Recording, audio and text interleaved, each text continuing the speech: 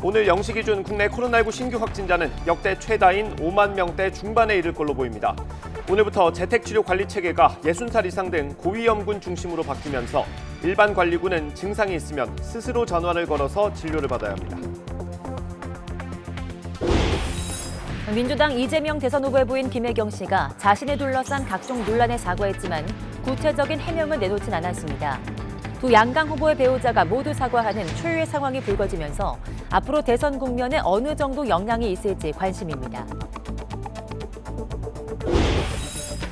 국민의힘 윤석열 후보가 집권하면 전 정권의 비리를 수사하겠다고 밝혔습니다. 청와대는 강한 불쾌감을 나타냈고 민주당도 반발했습니다. 디스커버리 펀드 환매 중단 사건을 수사하고 있는 경찰이 자산운용사 대표 장하원 씨를 불러 조사했습니다. 장 대표의 친형인 장하성 주중대사와 김상조 전 청와대 정책실장도 투자한 사실이 확인됐는데 일반 투자자와 달리 중도에 자유롭게 입출금할 수 있는 조건으로 투자한 의혹이 제기됐습니다. 이 밖에 우리나라 쇼트트랙은 여자부 경기에서도 순항했습니다. 여자 1000m에서는 김하랑이 아쉽게 예선 탈락했지만 최민정과 이유빈이 나란히 준결승에 진출했습니다. 우리나라는 이어 열린 여자 3000m 계주에서도 최민정의 파괴력 넘치는 막판 질주로 결승에 올라서 메달을 향해 순조롭게 출발했습니다. 베이징 동계올림픽 대회가 중반으로 접어드는 오늘 컬링 여자부와 스켈레톤 경기도 시작됩니다.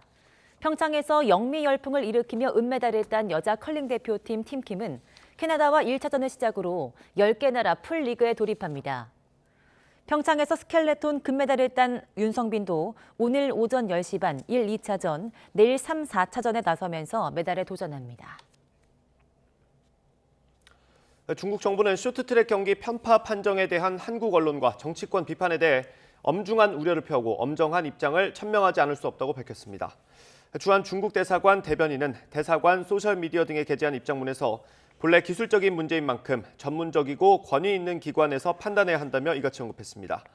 이어 일부 한국 언론과 정치인들은 중국 정부와 베이징 올림픽 전체를 비판하고 심지어 반중 정서까지 선동하고 양국의 국민 감정을 악화시켜 중국 네티즌들의 반격을 불렀다고 덧붙였습니다. 오미크론 변이 확산으로 전국에서 코로나19 확진자가 속출하는 가운데 어젯밤 9시까지 이미 5만 명에 가까운 확진자가 발생했습니다. 어제 0시부터 밤 9시까지 전국 17개 시도에서 코로나19 양성 판정을 받은 확진자는 모두 4만 8,400여 명으로 집계됐습니다. 오늘 0시 기준으로 발표된 신규 확진자 수는 5만 명 중후반대에 이를 것으로 보입니다. 네, 오늘부터 재택치료자 관리가 집중관리군 위주로 전환됩니다. 일반 관리군은 동네 병의원을 통해서 상담을 받게 되는데요. 의료계는 3천여 곳이 재택치료 관리에 참여할 거라고 전망했습니다. 홍주혜 기자입니다.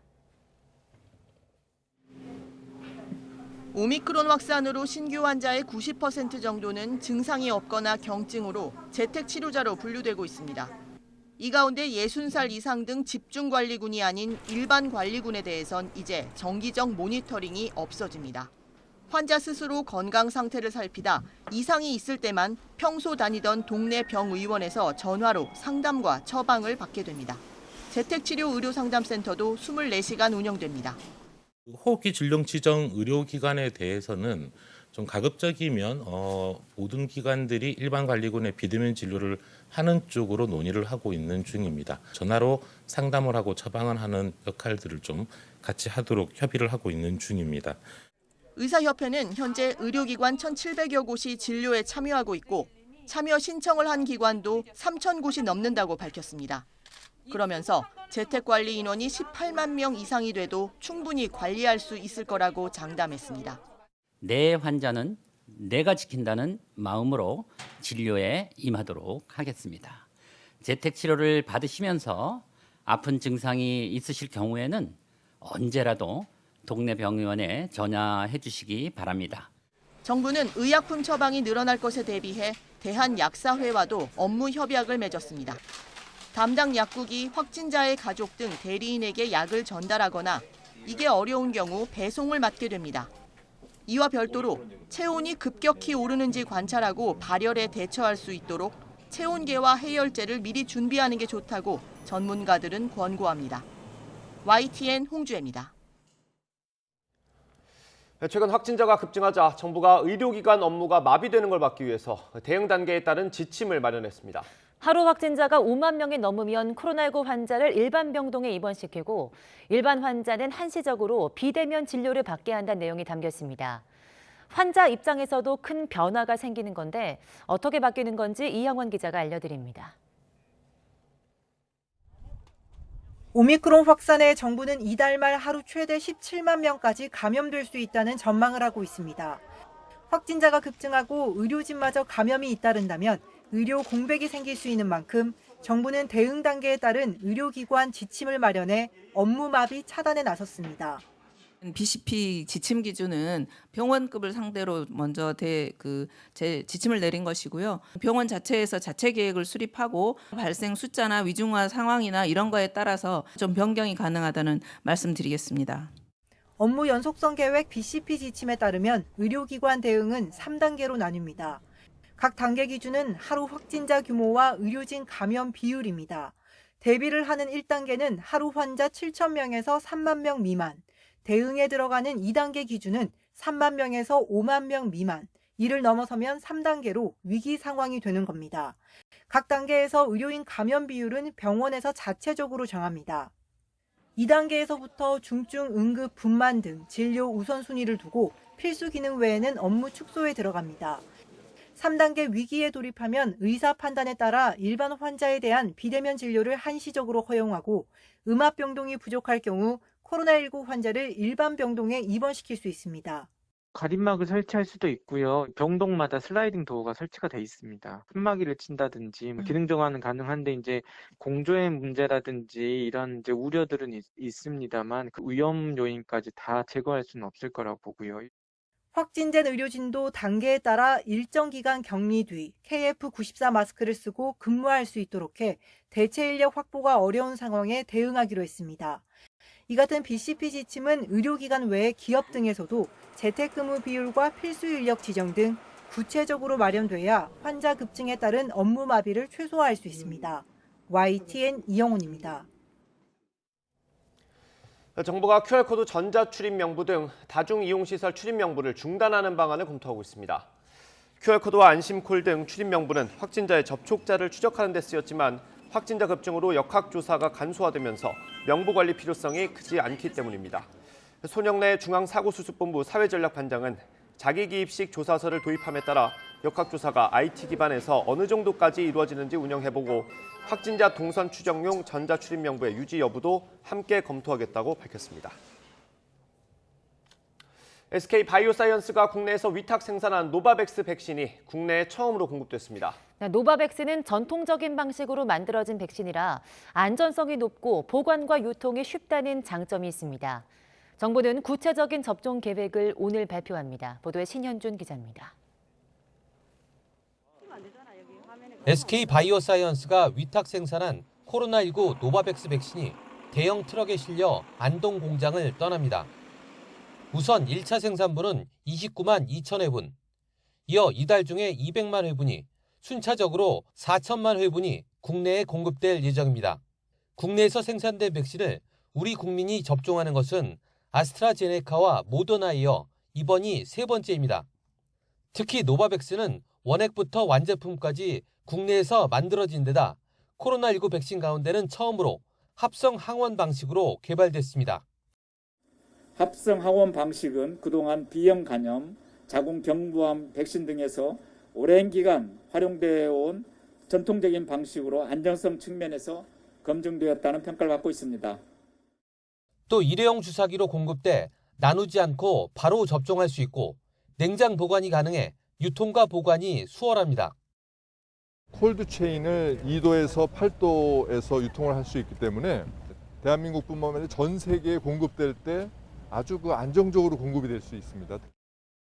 정부는 노바백스 백신을 18살 이상 미접종자를 중심으로 접종한다는 계획입니다. mRNA 백신으로 1, 2차 접종을 했지만 부작용 등으로 추가 접종이 어려웠던 경우도 대상에 포함될 것으로 보입니다.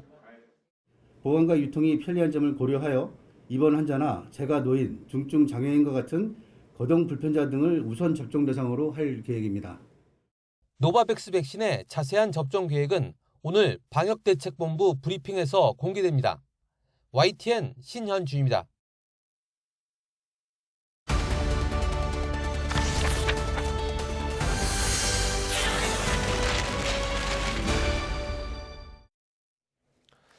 더불어민주당 이재명 후보의 부인 김혜경 씨가 과잉 의전을 포함해 최근 불러진 논란에 고개를 숙였습니다. 직접 기자회견을 열고 드러나는 진실에 책임지겠다고도 말했습니다. 야당은 여전히 의혹이 풀리지 않았다고 비판했습니다. 조성호 기자의 보도입니다.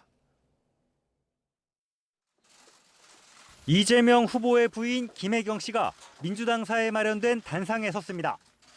이른바 경기도청 공무원들의 과잉 의전 등 논란에 대해 다시 한번 죄송하다며 직접 고개를 숙였습니다. 저의 부족함으로 생긴 일들에 대해 국민 여러분께 다시 한번 죄송하다는 말씀을 드립니다. 배모 사무관과 오랜 인연이다 보니 때로는 여러 도움을 받았다며 공직자의 배우자로서 공과 사의 구분을 분명히 해야 했는데 많이 부족했다고 했습니다. 배 씨와 제보자의 관계는 알지 못했지만 책임을 회피할 생각은 없다며 제보자에게 특히 사과드린다고 밝혔습니다. 제가 A 씨와 배 씨의 관계를 몰랐다고 그래서 책임을 회피할 생각은 없습니다. 저의 불찰이라고 생각하고요. A 씨는 피해자라고 생각합니다. 법인카드 유용 등 여러 의혹을 어디까지 인정하느냐는 기자들 질문엔 즉답을 피한 채 수사와 감사 결과에 따라 책임지겠다고 말했습니다. 실체적인 진실이 밝혀질 때까지 최선을 다해서 협조를 하고 그리고 거기에 따라서 결과가 나오면 공분의 책임이 있다면 책임을 질 것입니다. 기자회견을 통한 김 씨의 사과는 지난 2일 송구하다는 내용의 입장문을 낸 지 일주일 만에 이뤄졌습니다. 하지만 관련 보도가 이어졌고 논란이 더 커지자 김 씨가 직접 전면에 나서는 것으로 위기를 돌파하려는 것으로 보입니다. 또 취재진의 질문을 직접 받으며 윤석열 후보 부인 김건희 씨와 다른 모습을 보이기도 했습니다. 김 씨 사과에 대해 국민의힘은 동문서답식 사과라고 비판했습니다. 이재명 후보의 관여를 비롯해 어떤 사실관계도 밝히지 않고 구체적으로 해명하지 않았다며 국민의 분노와 의구심을 잠재울 수 없다고 공세를 이어갔습니다. 정의당은 김 씨의 사과가 이 후보 부부의 진심이길 기대한다면서도 국민의 의혹은 해소되지 않았다고 밝혔습니다. 국민의당도 김 씨가 어떻게 책임지겠다는 건지는 명확하게 언급하지 않았다면서 철저한 수사로 의혹이 규명돼야 한다고 질타했습니다. YTN 조성호입니다. 네, 이번 김혜경 씨 사과로 대선 양강 후보의 배우자가 모두 공개 사과하는 전에 없는 장면이 연출됐습니다. 한 달도 남지 않은 대선 국면에서 어떤 영향이 있을지 관심입니다. 이만수 기자입니다. 국민의힘 윤석열 후보의 부인 김건희 씨에 이어 민주당 이재명 후보의 부인 김혜경 씨까지 40여일의 차이를 두고 나란히 고개를 숙였습니다. 앞으로 더 조심하고 더 경계하겠습니다. 거듭 죄송합니다.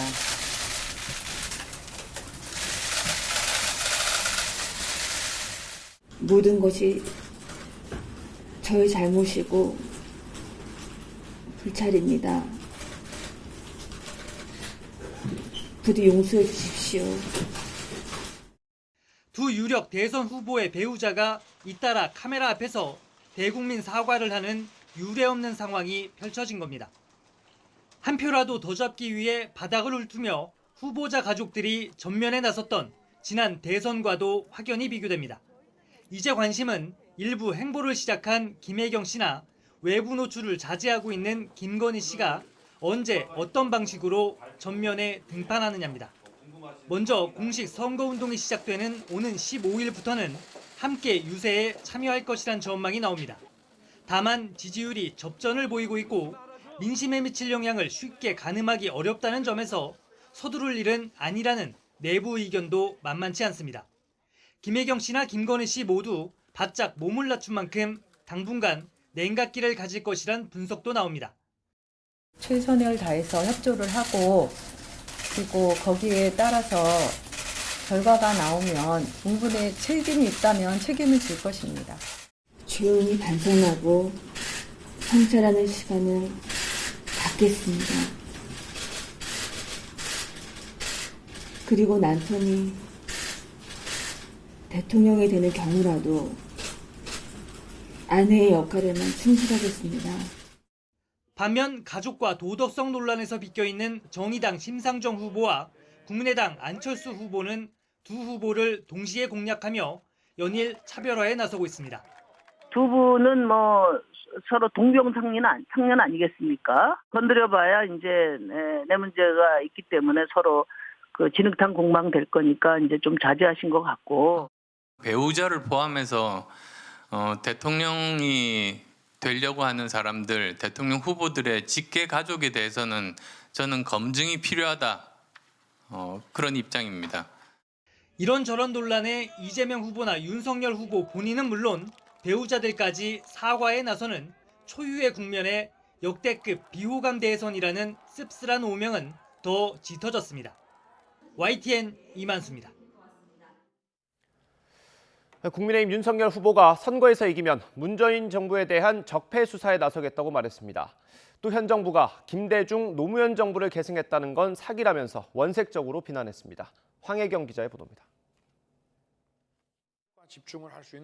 국민의힘 선대본부 산하 정권교체 동행위원회에서 윤석열의 생각 인터뷰 영상 13편 가운데 남은 4편을 모두 공개했습니다. 정치 입문 계기로 시작해 대통령이 되면 즉시 바꿀 정책까지 대부분이 문재인 정부에 대한 작심 발언으로 채워졌습니다. 월성 원전 사건들 이제 원칙대로 처리를 해 나가는 과정에서 자기들 마음에 안 든다고 아예 그거를 다 뺏겠다. 그래서 난 처음엔 농담하는 줄 알았습니다.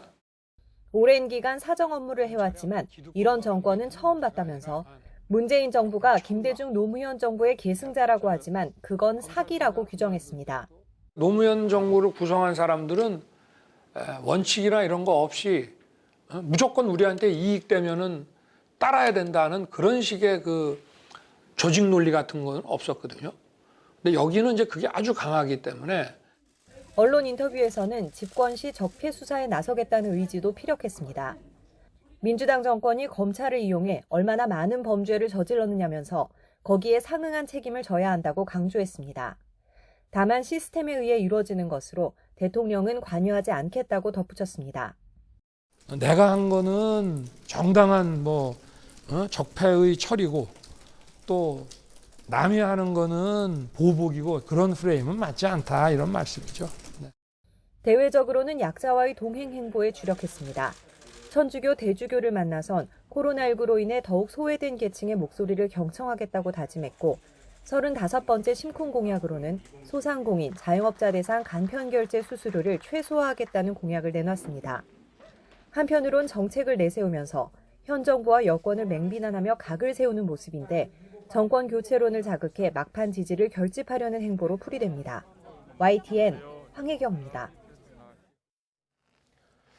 윤석열 후보 말에 여당과 청와대가 바로 반응했습니다. 민주당은 정치 보복을 하겠다는 선언이고 배은망덕하다고 비판했습니다. 청와대도 지켜야 할 선이 있다면서 불쾌하다고 입장을 냈습니다. 이경국 기자입니다. 청와대는 현 정부를 겨냥한 윤석열 후보의 강도 높은 비판에 이례적으로 반응을 내놨습니다. 아무리 선거라지만 지켜야 할 선이 있는 거라며 내용도 부적절하고 매우 불쾌하다는 겁니다. 특히 현 정부가 검찰을 이용해 범죄를 저질렀다고 한 윤 후보의 발언을 문제 삼았습니다. 여당도 즉각 발끈했습니다. 정권이 바뀌면 적폐를 수사하겠다는 정치 보복의 야욕을 공개적으로 드러낸 것이나 마찬가지라는 겁니다. 검찰 공화국을 만들어 헌법을 파괴하려 한다고도 질타했습니다.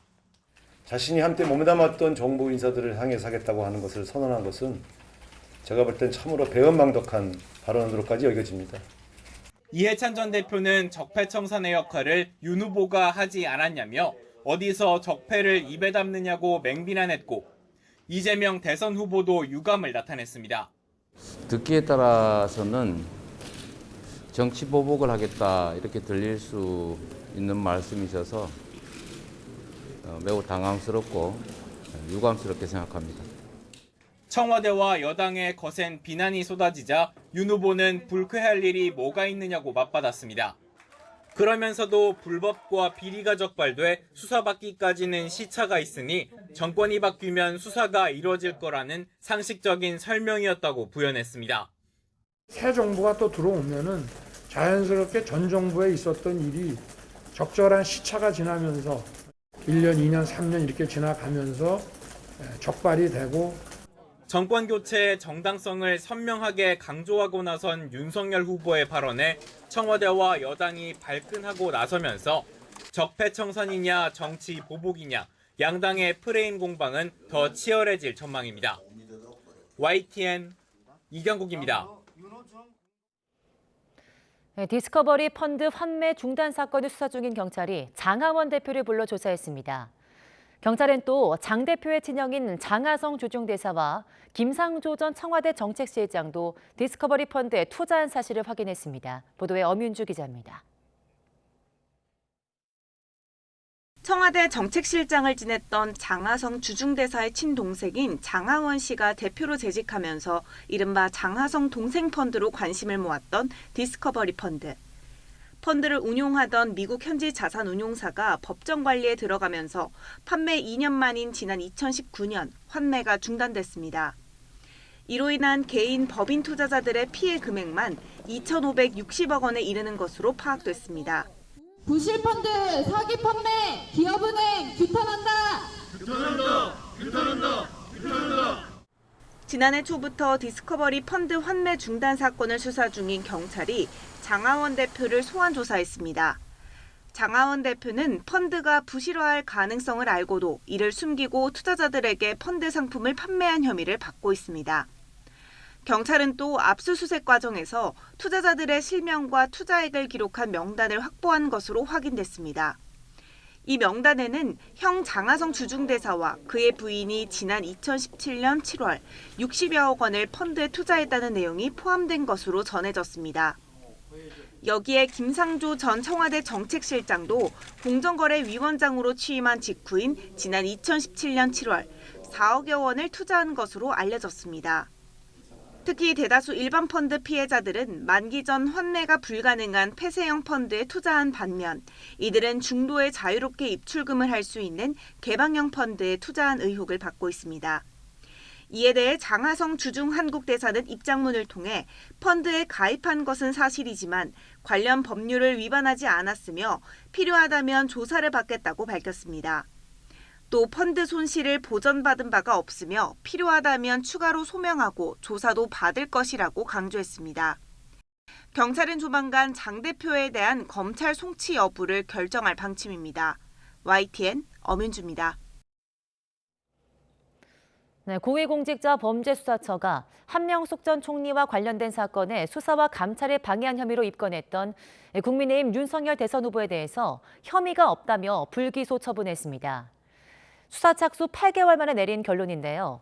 직권을 남용했다고 볼 증거가 충분하지 않다는 게 공수처의 판단입니다. 오철희 기자입니다. 한명숙 전 국무총리의 불법 정치자금 수수 혐의 유죄 입증을 위해 검찰이 재판에 나온 재수자들에게 허위 증언을 사주했다. 지난 2020년 4월 법무부에 접수된 진정서가 모해 위증교사 의혹이 제기된 발단이었습니다. 당시 검찰총장이 지금의 윤석열 국민의힘 대선 후보, 수사팀과 친분이 있던 윤석열 후보가 총장 직권을 남용해 대검찰청 감찰부가 아닌 인권부에 진정사건을 배당하고 임은정 검사 대신 대검 감찰 3과장을 주임검사로 지정하면서 감찰과 수사를 방해했다는 의혹이 불거졌습니다. 그리고 고위공직자범죄수사처가 시민단체 고발을 받아 지난해 6월 윤 후보를 피의자로 입건해 수사를 벌여왔습니다. 8개월 만에 내린 결론은 증거 불충분으로 인한 혐의 없음. 윤 후보와 당시 대검차장인 조남관 법무연수원장을 재판에 넘기지 않기로 한 겁니다. 공수처는 윤 후보가 총장 직권을 남용해 한 전 총리 사건 관련 감찰이나 수사를 방해했다는 혐의를 인정하기 어렵다고 밝혔습니다. 사건 담당 부서 지정은 검찰청법상 총장의 권한이라는 점, 법무부 징계위원회 결정 때 징계 사유에서는 결국 빠졌다는 점과 박범계 법무부 장관의 수사 지휘권 발동으로 열린 대검 부장과 전국 고검장 회의에서도 혐의 없다는 결론이 나온 점도 판단 근거가 됐습니다. 공수처는 대검과 법무부를 압수수색하고 참고인들을 직접 불러 조사했지만 윤 후보에 대해서는 소환 대신 서면 조사만 진행했습니다. 윤 후보 측은 위법성이 없었다는 점이 다시금 명확히 확인됐다면서도 정치적 주장에 기초한 허위 사건을 불필요할 정도로 오래 수사한 건 유감스럽다고 밝혔습니다. 반면 사건 당사자인 임은정 법무부 감찰 담당관은 법원에 직접 기소 여부를 판단해달라는 재정 신청을 조만간 낼 계획이라는 글을 올렸습니다. 공수처는 한 전 총리 사건에 대해선 무혐의 처분했지만 고발 사주와 판사 사찰 문건 의혹, 옵티머스 펀드 사기 부실 수사 의혹 등 윤 후보가 입건된 다른 사건 3건은 계속 수사를 이어갑니다.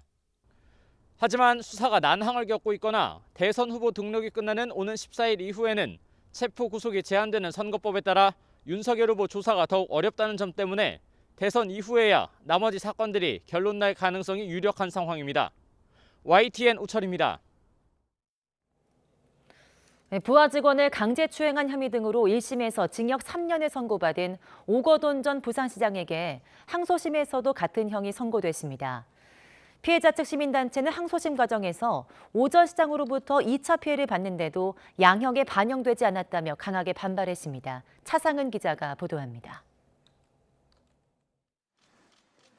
부하 직원 2명을 집무실과 관용차 등에서 강제로 추행해 1심에서 징역 3년을 선고받은 오거돈 전 부산시장. 오 전 시장과 검찰은 각각 형이 무겁거나 가볍다는 이유로 항소를 제기했습니다. 7달 만에 열린 항소심 선고 공판에서 재판부는 양측의 항소를 모두 기각하고 1심 판결을 유지했습니다. 재판부는 이번 사건이 우월한 지위를 이용한 권력형 성범죄라며 우발적인 범행이 아니라고 봤습니다. 다만 오 전 시장이 부산시장직을 사퇴하며 나름 책임지는 모습을 보였고 고령인 점을 고려해 1심보다 무거운 처벌을 내리진 않았습니다. 오 전 시장은 강제추행은 인정하면서도 피해자의 정신적 고통은 상해에 해당하지 않는다고 주장해왔지만 선고가 임박해오자 태도를 바꿨습니다. 또 선고 기일을 하루 앞두고는 선고 연기를 신청하기도 해 피해자 측으로부터 거센 비난을 받았습니다. 피해자를 보호하고 있는 시민단체는 1심과 같은 판단이 나오자 재판부를 강하게 비판했습니다. 오 전 시장이 피해자의 진료 기록 감정 등을 의뢰하며 재판을 지연시키는 등 피해자에게 2차 가해를 했는데도 재판부가 양형에 고려하지 않았다는 겁니다. 피해자 입장에서는 하루하루가 워낙 무섭고 두려운 나날들을 보내고 있거든요. 그래서 오늘도 원래는 오시기로 하셨는데 결국도 못 오셨거든요. 그래서 그만큼 힘든 시간을 보내고 있습니다. 피해자 측 시민단체는 2차례 재판 과정에서 피해자가 큰 고통을 받았다며 대법원 상고 여부는 검찰과 함께 신중하게 검토하겠다고 전했습니다. YTN 차상입니다. 중학교 입학을 앞둔 10대가 횡단보도를 건너다 차량에 치여 숨졌습니다. 경기도 파주 일부 지역에선 갑자기 수돗물 공급이 끊겨서 10,000세대 이상 불편을 겪었습니다. 사건 사고 한동호 기자가 보도합니다. 구급대원들이 장비를 동원해 차량을 들어올립니다. 어제 저녁 제주 서귀포에서 12살 A 양이 67살 B씨가 몰던 승용차에 치였습니다. 사고 직후 같은 방향으로 달리던 다른 차량에 또 치인 A 양은 결국 숨졌습니다. 신호등이 없는 횡단보도를 건너다 난 사고로 중학교 입학을 앞둔 A 양은 학원에서 집에 오던 중이었던 걸로 알려졌습니다. 경찰은 B씨의 전방 주시 소홀로 사고가 난 것으로 보고 있습니다. 어제 저녁부터 경기도 파주 일부 지역에선 갑자기 수돗물 공급이 끊겼습니다. 피해 가구는 10,000세대가 넘을 것으로 추정됩니다. 주민들은 한겨울에 난방까지 안 돼 큰 불편을 겪었습니다. 한국수자원공사는 배수지에서 가정으로 물을 공급하는 수도관이 파손됐을 가능성을 토대로 경위를 조사하고 있습니다. 화재도 잇따랐습니다. 어제 오후 경기도 양주의 냉장고 제조 공장에서 불이 나 6시간 만에야 불길을 잡았습니다. 1,800제곱미터가량의 공장 1개 동이 모두 타는 등 소방서 추산 9억 원의 피해가 났습니다. 비슷한 시각 서울 상계동의 단독주택에서도 불이 났습니다. 주택 한 채가 모두 탔고 주변 주택 3채도 일부 파손돼 2,500만 원의 피해가 났습니다. 부산 전포동의 단독주택에서도 불이 나 800만 원가량의 피해를 봤습니다. YTN 한동우입니다. 러시아가 일본의 사도광산 유네스코 세계유산 등재 추진을 비판하면서 이에 반대한다는 입장을 분명히 했습니다. 자하로바 러시아 외무부 대변인은 정례 브리핑에서 러시아가 관련 문제에 주목하고 있다면서 이같이 밝혔습니다. 또 한국 측의 반응을 이해한다면서 일본은 제2차 세계대전 기간 중 저지른 범죄 행위를 인류의 기억에서 지우기 위해 한국을 비롯한 여러 국가를 상대로 지속적인 조치를 취하고 있는 것으로 보인다고 지적했습니다.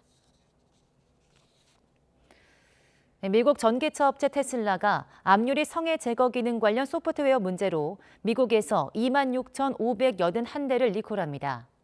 로이터 AP통신 등은 현지 시간 9일 2021년부터 2022년에 생산된 모델 3, 모델 S, 모델 X 일부, 2020년부터 생산된 모델 Y 일부가 대상이라며 이같이 전했습니다. 미국 도로교통안전국은 문제의 소프트웨어 에러가 발생하는 경우 압유리의 성해 제거 성능이 저하될 수 있다고 밝혔습니다. 테슬라는 무선 소프트웨어 업데이트 방식으로 오류를 수정할 계획이며 이 문제로 사고가 발생한 사례는 아직 보고된 적 없다고 설명했습니다.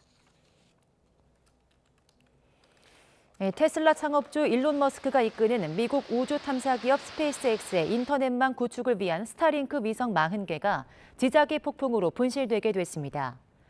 AP통신과 비즈니스 인사이더 등은 현지 시간 9일 스페이스X가 지난 3일 스타링크 위성 49개를 발사했고 이 가운데 40개가 지구 자기장이 급격하게 변하는 지자기 폭풍 현상으로 제 궤도에 도달하지 못했다고 전했습니다. 스페이스X는 태양의 플라스마 입자가 우주로 방출되는 태양풍에 의해 발생하는 지자기 폭풍이 대기의 밀도를 높였고 이때 생긴 저항력 때문에 위성이 안정적인 궤도로 비행하는 데 실패했다고 설명했습니다. 미국이 중국에서 임상실험을 한 의약품의 신뢰성에 문제를 제기했습니다. 월스트리트 저널은 현지 시간 9일 의약품 안전에 대한 관리 업무를 맡은 미국 식품의약국 FDA가 신약품 개발을 위한 임상을 중국에서 진행 중인 제약사들에 대해 우려를 표명했다고 보도했습니다. 일단 중국에서 임상이 제대로 수행됐는지 확신할 수 없고 임상 결과가 정확하다고 하더라도 미국인에게 그대로 적용할 수 있는지 불분명하다는 겁니다. 실제 영국 의학저널도 지난 2016년 중국 의약품 감독기구에 접수된 중국 의약품 신청 자료 중 80%는 조작됐거나 흠결이 있거나 불충분했다고 전했습니다. 오늘도 추위 걱정은 없겠습니다. 현재 서울 기온은 영하 2.5도로 어제 같은 시각보다 조금 높게 출발하고 있는데요. 낮 동안에도 7도까지 오르는 등 예년 기온을 3도가량 웃돌아 온화함이 감돌겠습니다. 다만 일교차가 10도 안팎까지 크게 벌어지고 있습니다. 감기 등 호흡기 질환에 걸리기 쉬운 만큼 건강관리 잘해주시기 바랍니다. 오늘은 전국이 대체로 맑겠습니다. 다만 제주도는 흐린 가운데 아침까지 5mm 미만의 비가 내리겠고 기온이 낮은 제주 산간에는 최고 5cm의 눈이 내려 쌓이겠습니다.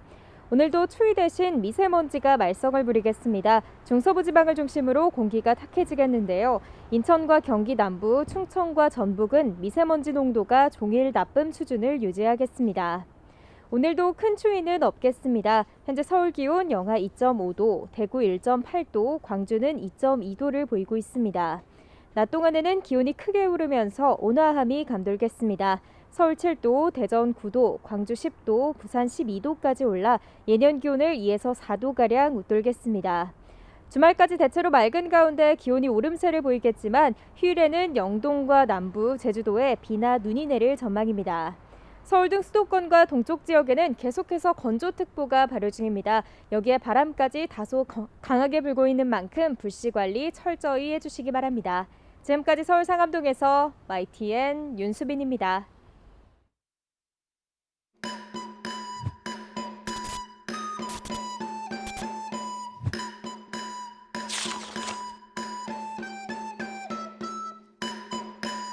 네, 안녕하세요. 박정민입니다. 아쉽게 실패해서 너무 아쉬웠는데 또 마침 오징어 게임에서 저랑 비슷하게 하시더라고요. 저희 초등학교 앞에 가면 애들이 다 핥아먹고 있었어요. 충격적인 장면은 아니었고 그걸 모른다는 게 충격적이에요. 빨리 만들지 이걸 얼마나 넣어야 돼? 이거를 처음 발명해내신 분은 뭐 하시는 분이었을까? 이게 뭐야? 이게 뭐야?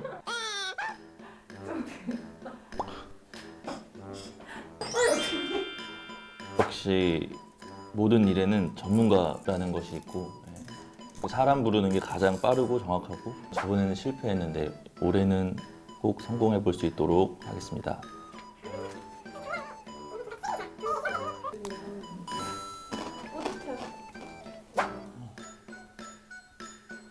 그렇지, 그렇지, 그렇지. 됐습니다. 성공.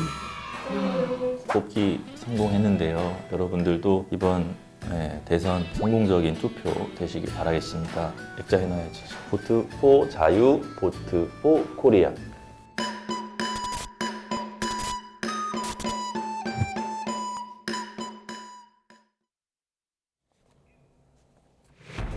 오늘 0시 기준 국내 코로나19 신규 확진자는 역대 최다인 5만 명대 중후반에 이를 걸로 보입니다. 오늘부터 재택치료 관리 체계가 60살 이상 등 고위험군 중심으로 바뀌면서 일반 관리군은 증상이 있으면 스스로 전화를 걸어서 진료를 받아야 합니다. 민주당 이재명 후보의 부인 김혜경 씨가 자신을 둘러싼 각종 논란에 대해 사과했지만 구체적인 해명을 내놓진 않았습니다. 국민의힘 윤석열 후보는 집권하면 전 정권의 비리를 수사하겠다고 밝혔고 민주당은 강하게 반발했습니다. 오늘도 큰 추위는 없겠지만 일교차가 10도 안팎으로 벌어지겠습니다. 추위가 조금만 틈을 타 곳곳에서 미세먼지 농도가 높게 나타나겠습니다. 네, 오미크론 변이가 빠르게 확산하는 가운데 어젯밤 9시까지 5만 명에 가까운 확진자가 나왔습니다. 밤 9시까지 전국 17개 시도에서 코로나19 양성 판정을 받은 확진자는 모두 4만 8,400여 명으로 집계됐습니다. 이에 따라 오늘 0시 기준으로 발표될 신규 확진자는 5만 명대 중후반에 이를 걸로 예상됩니다. 오늘부터 정부가 구분한 집중관리군이 아닌 확진자는 동네 병의원과 지자체 상담센터 관리를 받게 됩니다. 네, 이른바 셀프 재택치료가 시작되는데요. 무엇이 바뀌는지 김철희 기자가 설명해 드립니다. 정부는 이번 주부터 확진자 관리 지침을 바꾸기로 했습니다. 집중관리군에 속하지 않는 일반 관리군 확진자를 주기적인 건강 상태 확인 대상에서 제외하는 게 핵심입니다. 집중관리군은 60세 이상, 그다음에 그 외에 먹는 치료제를 처방받은 자로서 지자체가 집중관리가 필요하다고 판단하는 자라고 말씀을 드리고요. 그렇다면 확진부터 격리 해제까지 일주일은 어떻게 진행될까?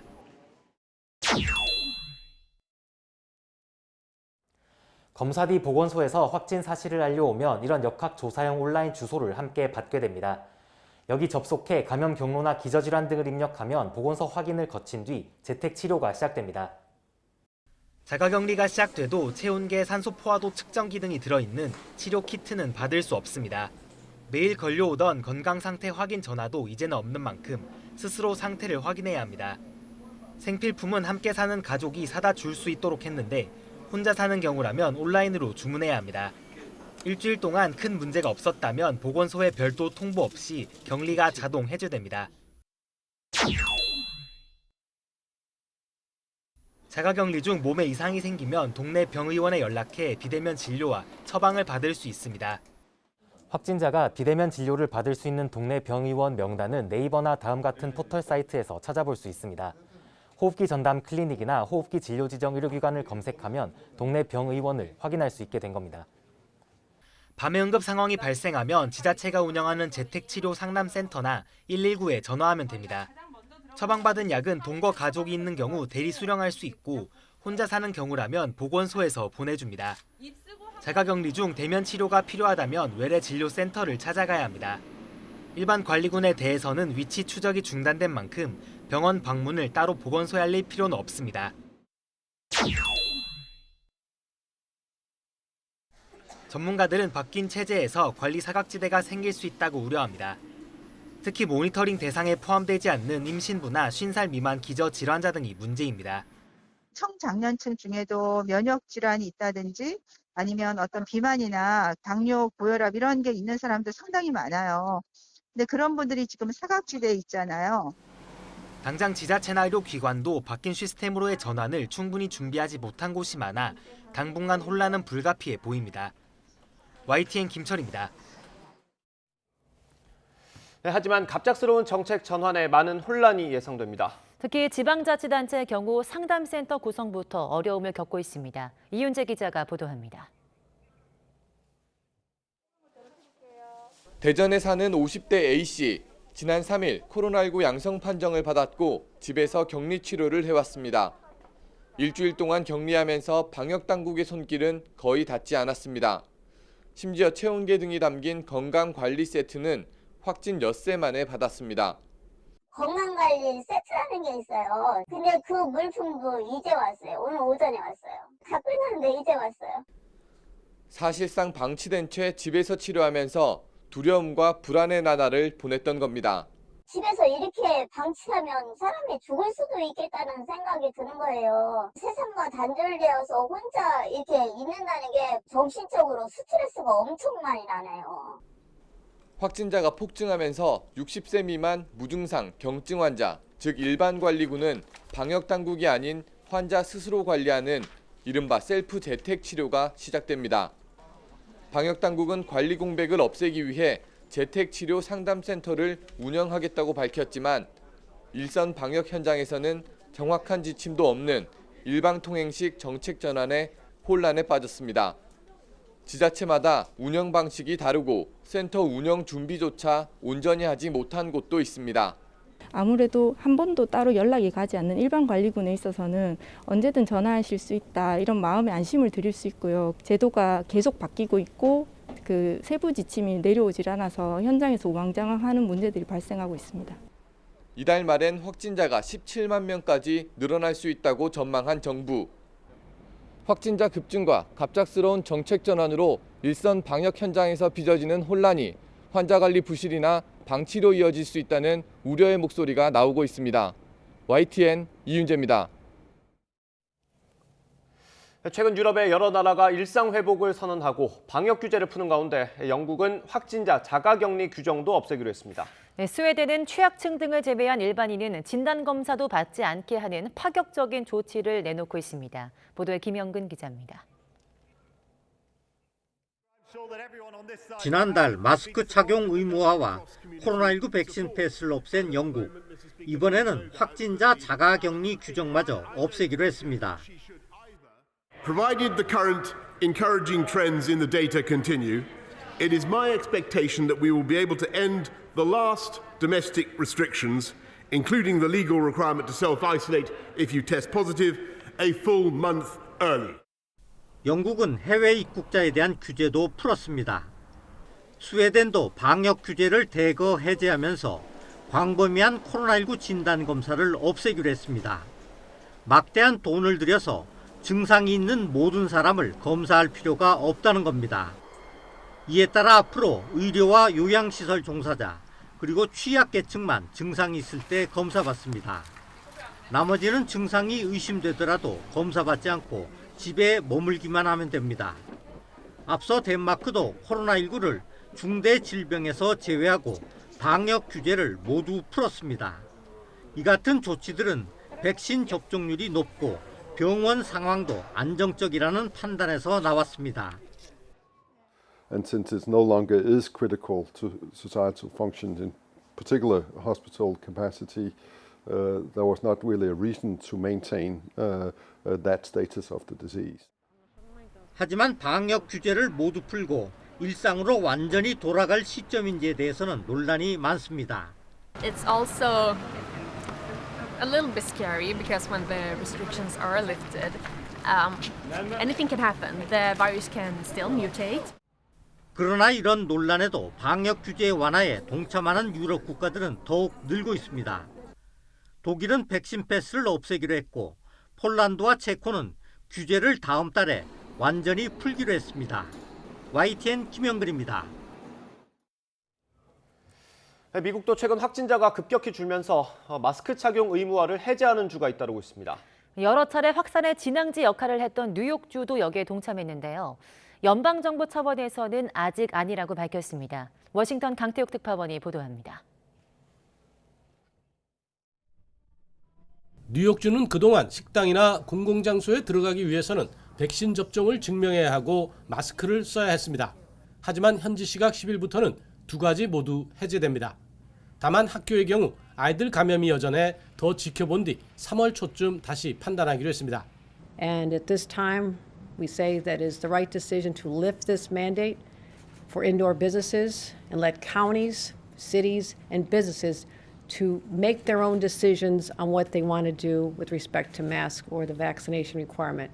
이처럼 미국에서는 마스크 의무화를 해제하는 등 코로나와 공존을 준비하는 주들이 점차 확산하고 있습니다. 엄격한 방역을 유지했던 민주당 주지사 가운데는 뉴저지주가 사실상 선두에 섰습니다. 이어 캘리포니아, 코네티컷, 델라웨어주가 뒤따랐습니다. 결국 뉴욕과 매사추세츠주도 동참했습니다. 하지만 연방정부 차원에서는 아직 유보적입니다. 백악관 대응팀과 CDC는 최근의 흐름이 좋은 방향으로 가고 있지만 전국적으로 볼 때 아직은 방역 조치를 해제할 때가 아니라는 겁니다. But at this time, we continue to recommend masking in areas of high and substantial transmission. That's much of the country right now in public indoor settings. 다만 감염자 발생이나 전염률 등을 면밀히 살펴서 가이드라인을 수정할지 검토하고 있다고 설명했습니다. 미국의 하루 평균 신규 확진자는 20만 명대까지 내려왔습니다. 고강도 방역 조치에 앞장서온 주들도 코로나와 공존하는 삶으로의 전환을 준비하기 시작했습니다. 워싱턴에서 YTN 강태욱입니다.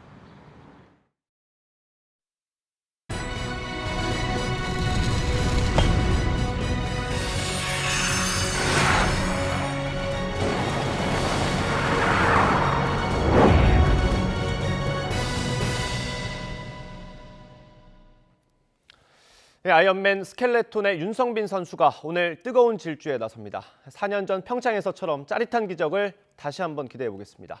베이징에서 조은지 기자입니다.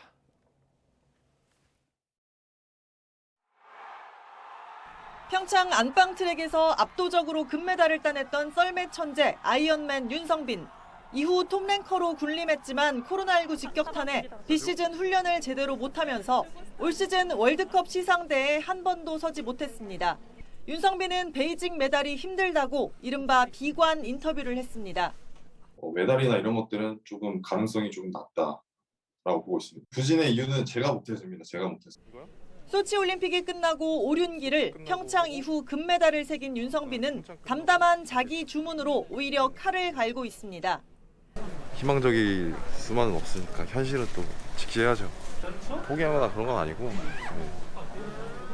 그냥 지금 현재 상황이 그렇다.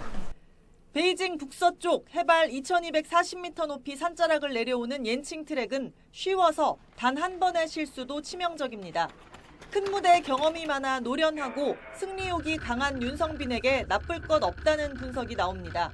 썰매종 멘탈 스포츠고 한 번 실수하면 진짜 막 순위가 막 몇 계단씩 바뀌고 하니까 최선을 다해서 스타트하고 하지만 썰매 딱 올라탔을 때는 정말 냉정하게 판단하고 가야 되니까 그 부분만 봤을 때는 이제 성빈이 자체가 경험이 워낙 많고 큰 무대에 강하기 때문에 23살 신예 정승기도 다크호스입니다. 평범한 일반인이었다가 태극마크를 단 선배들과 달리 중학생 때부터 스켈레톤 엘리트 코스를 밟은 첫 선수입니다.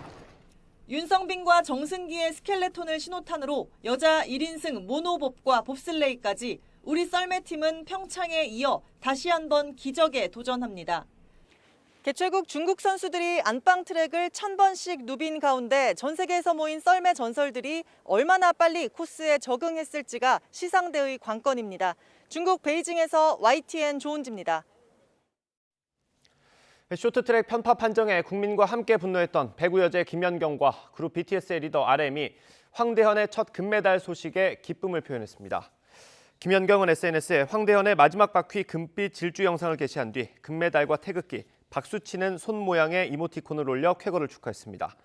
김연경은 지난 7일 남자 1000m 경기에서 석연치 않은 판정이 계속되자 SNS에 또 실격, 열받네라고 적었습니다. 편파 판정이 있던 날 이모티콘을 올려 선수들을 응원했던 BTS의 리더 RM도 황대현이 가장 먼저 결승선을 통과하는 장면을 SNS에 올리고 존경한다는 의미의 리스펙트를 덧붙였습니다. 중국 정부는 쇼트트랙 경기 편파 판정에 대한 한국 언론과 정치권의 비판에 대해 엄중한 우려를 표하고 엄정한 입장을 천명하지 않을 수 없다고 밝혔습니다.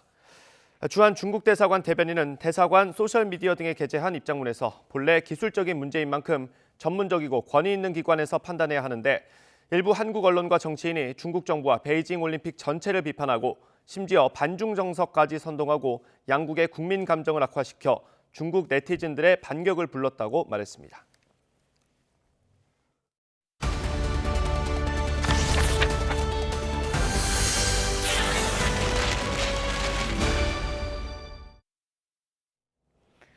네, 대선 후보 등록이 사흘 앞으로 다가오면서 단일화를 둘러싼 신경전도 점점 치열해지고 있습니다. 서로 신뢰하며 10분 안에도 끝낼 수 있다는 국민의힘 윤석열 후보의 단판론에 국민의당 안철수 후보는 10분 만에 할 문제가 아니라고 답했는데요. 민주당도 안 후보와의 단일화 이슈에서 발을 빼지 않고 있습니다. 보장환 기자입니다. 국민의힘 윤석열 후보는 단일화를 한다면 직접 단판 짓겠다는 의사를 거듭 확인했습니다. 단일화는 느닷없이 전격적으로 하는 거라며 물밑에서 미주알 고주알 따지는 지난한 협상은 할 생각이 없다고 선을 그으면서도 서로 신뢰하고 정권 교체라는 방향이 맞으면 10분 안에 커피 한 잔 마시면서도 끝낼 수 있다고 말한 겁니다. 여론조사를 통한 단일화에 반대한다는 이준석 대표의 입장과 크게 배치되지 않으면서도 아니 가능성 완전 닫아놓지 않겠다라는 이야기고 그 단일화라는 용어가 폭넓게 쓰이고 있기 때문에 그런 것이지 저희도 여론조사 단일화 같은 건 없다라고 그었거든요. 안철수 후보에게 문은 열어두겠다는 메시지를 던진 것으로 풀이됩니다. 하지만 안철수 후보는 10분 만에 할 수 있는 문제는 아니라고 맞받으며 그런 생각 자체가 일방적이라고 불쾌감까지 내비쳤습니다. 어떤 제안이나 이런 걸 받은 적이 없습니다. 그냥 나오는 얘기는 전부 언론상으로 그렇게 떠도는 이야기들밖에는 없습니다. 진정성이 있다고 생각을 하겠습니까? 다만 윤 후보가 만나자고 한다면 그때 생각해보겠다면서 여지는 남겼습니다. 여권에서는 안 후보에게 내각제 개헌을 포함한 단일화 제안을 했다는 보도가 나왔습니다. 이재명 후보가 직접 사실이 아니라고 부인했지만 제가 그 보도를 보고 이런 거 하고 있나? 나도 모르게 그런 거 하나? 이런 생각이 들었습니다. 전혀 부담이 고민이 없으신 건가요? 고민이야 왜 없겠습니까만 그 보도. 여권 역시 단일화 끈은 놓지 않는 모습입니다. 안철수나 김동연과의 어떤 공동정부 이런 거를 지금 생각하는 그런 기조입니까? 어떻습니까? 솔직히 말씀드리면 열려 있는 거죠. 단일화의 1차 마지노선인 후보 등록일이 다가온 가운데 복잡한 셈법 속 물밑 신경전은 점점 치열해지고 있습니다. YTN 부장원입니다. 우크라이나 사태 해결을 위한 외교적 노력이 계속되고 있지만 군사적 긴장은 더 고조되고 있습니다. 러시아는 우크라이나 주변에서 동시다발적 군사훈련으로 무력 시비를 벌였고 미국은 이에 맞서서 나토 주둔군과 본토 병력을 집결시키고 있습니다. 보도에 이상순 기자입니다. 러시아의 전략 핵폭격기 Tu-22M3가 벨라루스 영공의 초계 비행을 위해 이륙하고 있습니다. 벨라루스는 친서방 노선의 우크라이나와는 정반대로 러시아와 동맹 이상의 관계입니다. 체첸공화국과 크림반도 등 우크라이나 인근의 지상에선 러시아군의 기갑부대와 해병대의 훈련이 이어졌습니다. 우크라이나와 접한 흑해와 지중해에는 러시아 발트함대 소속 대형 상륙함 등이 집결하고 있습니다. 이에 맞서 미국도 이달 초부터 우크라이나 국경 인근으로 병력 이동을 본격화했습니다. 폴란드 제슈프에는 미국 본토에서 82 공수사단 등 1,700여 명을 실어와 배치했고 나토군으로 독일 빌색에 주둔 중이던 기갑부대를 루마니아로 무기한 이동 배치했습니다. The focus of this particular mission, of course, is to reinforce the NATO alliance, to build that trust and confidence, to reassure our allies, and to strengthen the eastern flank of the NATO alliance. 군사적 긴장을 해소하기 위한 외교적 노력이 계속되고는 있지만 서방 측과 러시아의 여전한 입장 차이로 어려움을 겪고 있습니다. Wir wissen, dass das eine sehr schwierige Situation ist. Viele Soldaten sind entlang der ukrainischen Grenze von Russland aufgestellt worden und deshalb müssen wir gemeinsam handeln. 이런 가운데 독일과 프랑스, 폴란드 등 3개국 정상이 회담을 열고 유럽에서의 전쟁을 반드시 막겠다는 결의를 강조했습니다. 3개국 정상은 성명을 통해 러시아의 위기 상황을 완화하고 유럽 대륙의 안보에 대한 본질적 대화에 나설 것을 촉구했습니다. YTN 이상순입니다. 네, 우크라이나 사태 영향 등으로 국제 유가가 치솟자 정부가 유류세 인하 조치를 4월 이후로 연장하는 방안을 검토하고 있습니다. 산업통상자원부는 석유협회, 정유사 등과 함께 비상시 석유 수급 대응 계획을 점검하며 이같이 논의했다고 밝혔습니다. 아울러 유가 동향과 재고 상황을 관찰하면서 언제든 비축유를 추가로 방출할 수 있는 태세를 갖추고 필요할 경우 긴급 할당 관세 도입 등의 세제 지원도 하기로 했습니다.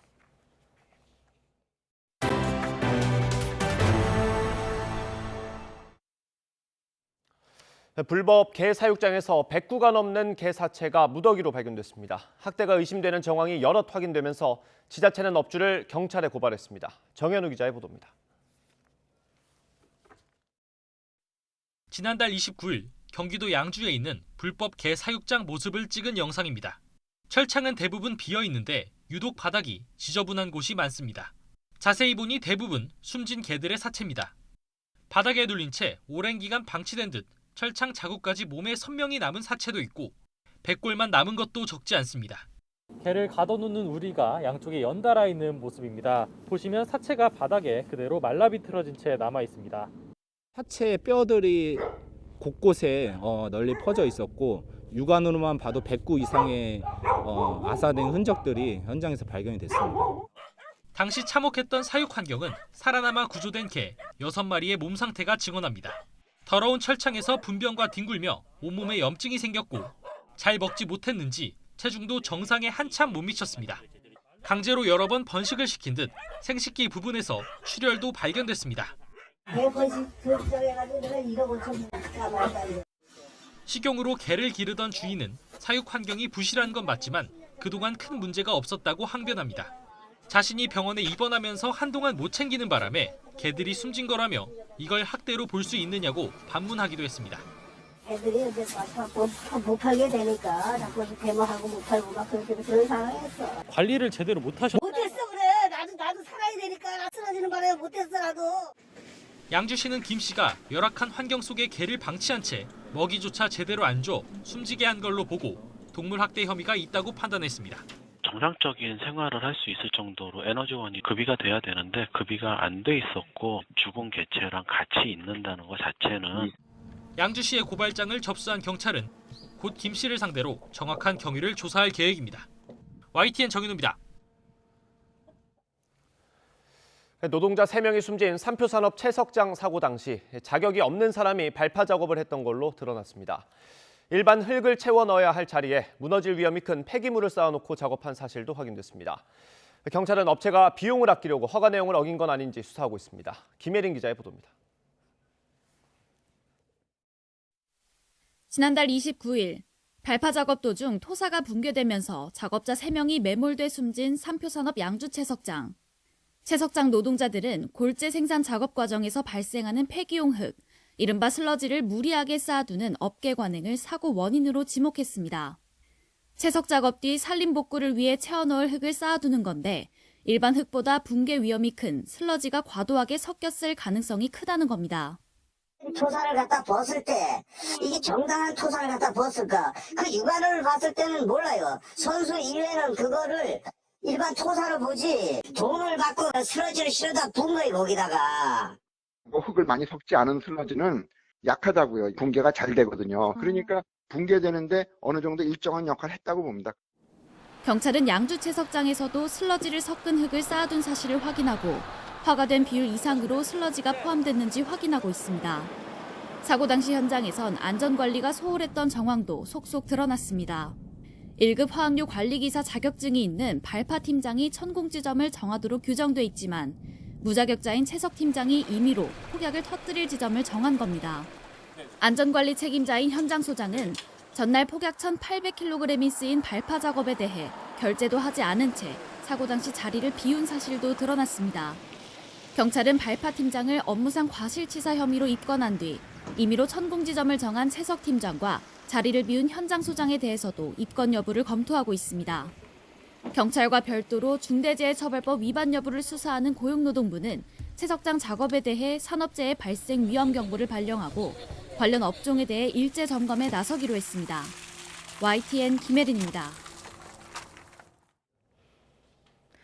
네, 광주 화정 아이파크 붕괴 사고 4주 만에 마지막 매몰자가 수습되면서 경찰 수사도 속도를 내고 있습니다. 현장에서는 관계기관 합동 감식과 콘크리트 시료 채취가 이루어졌는데요.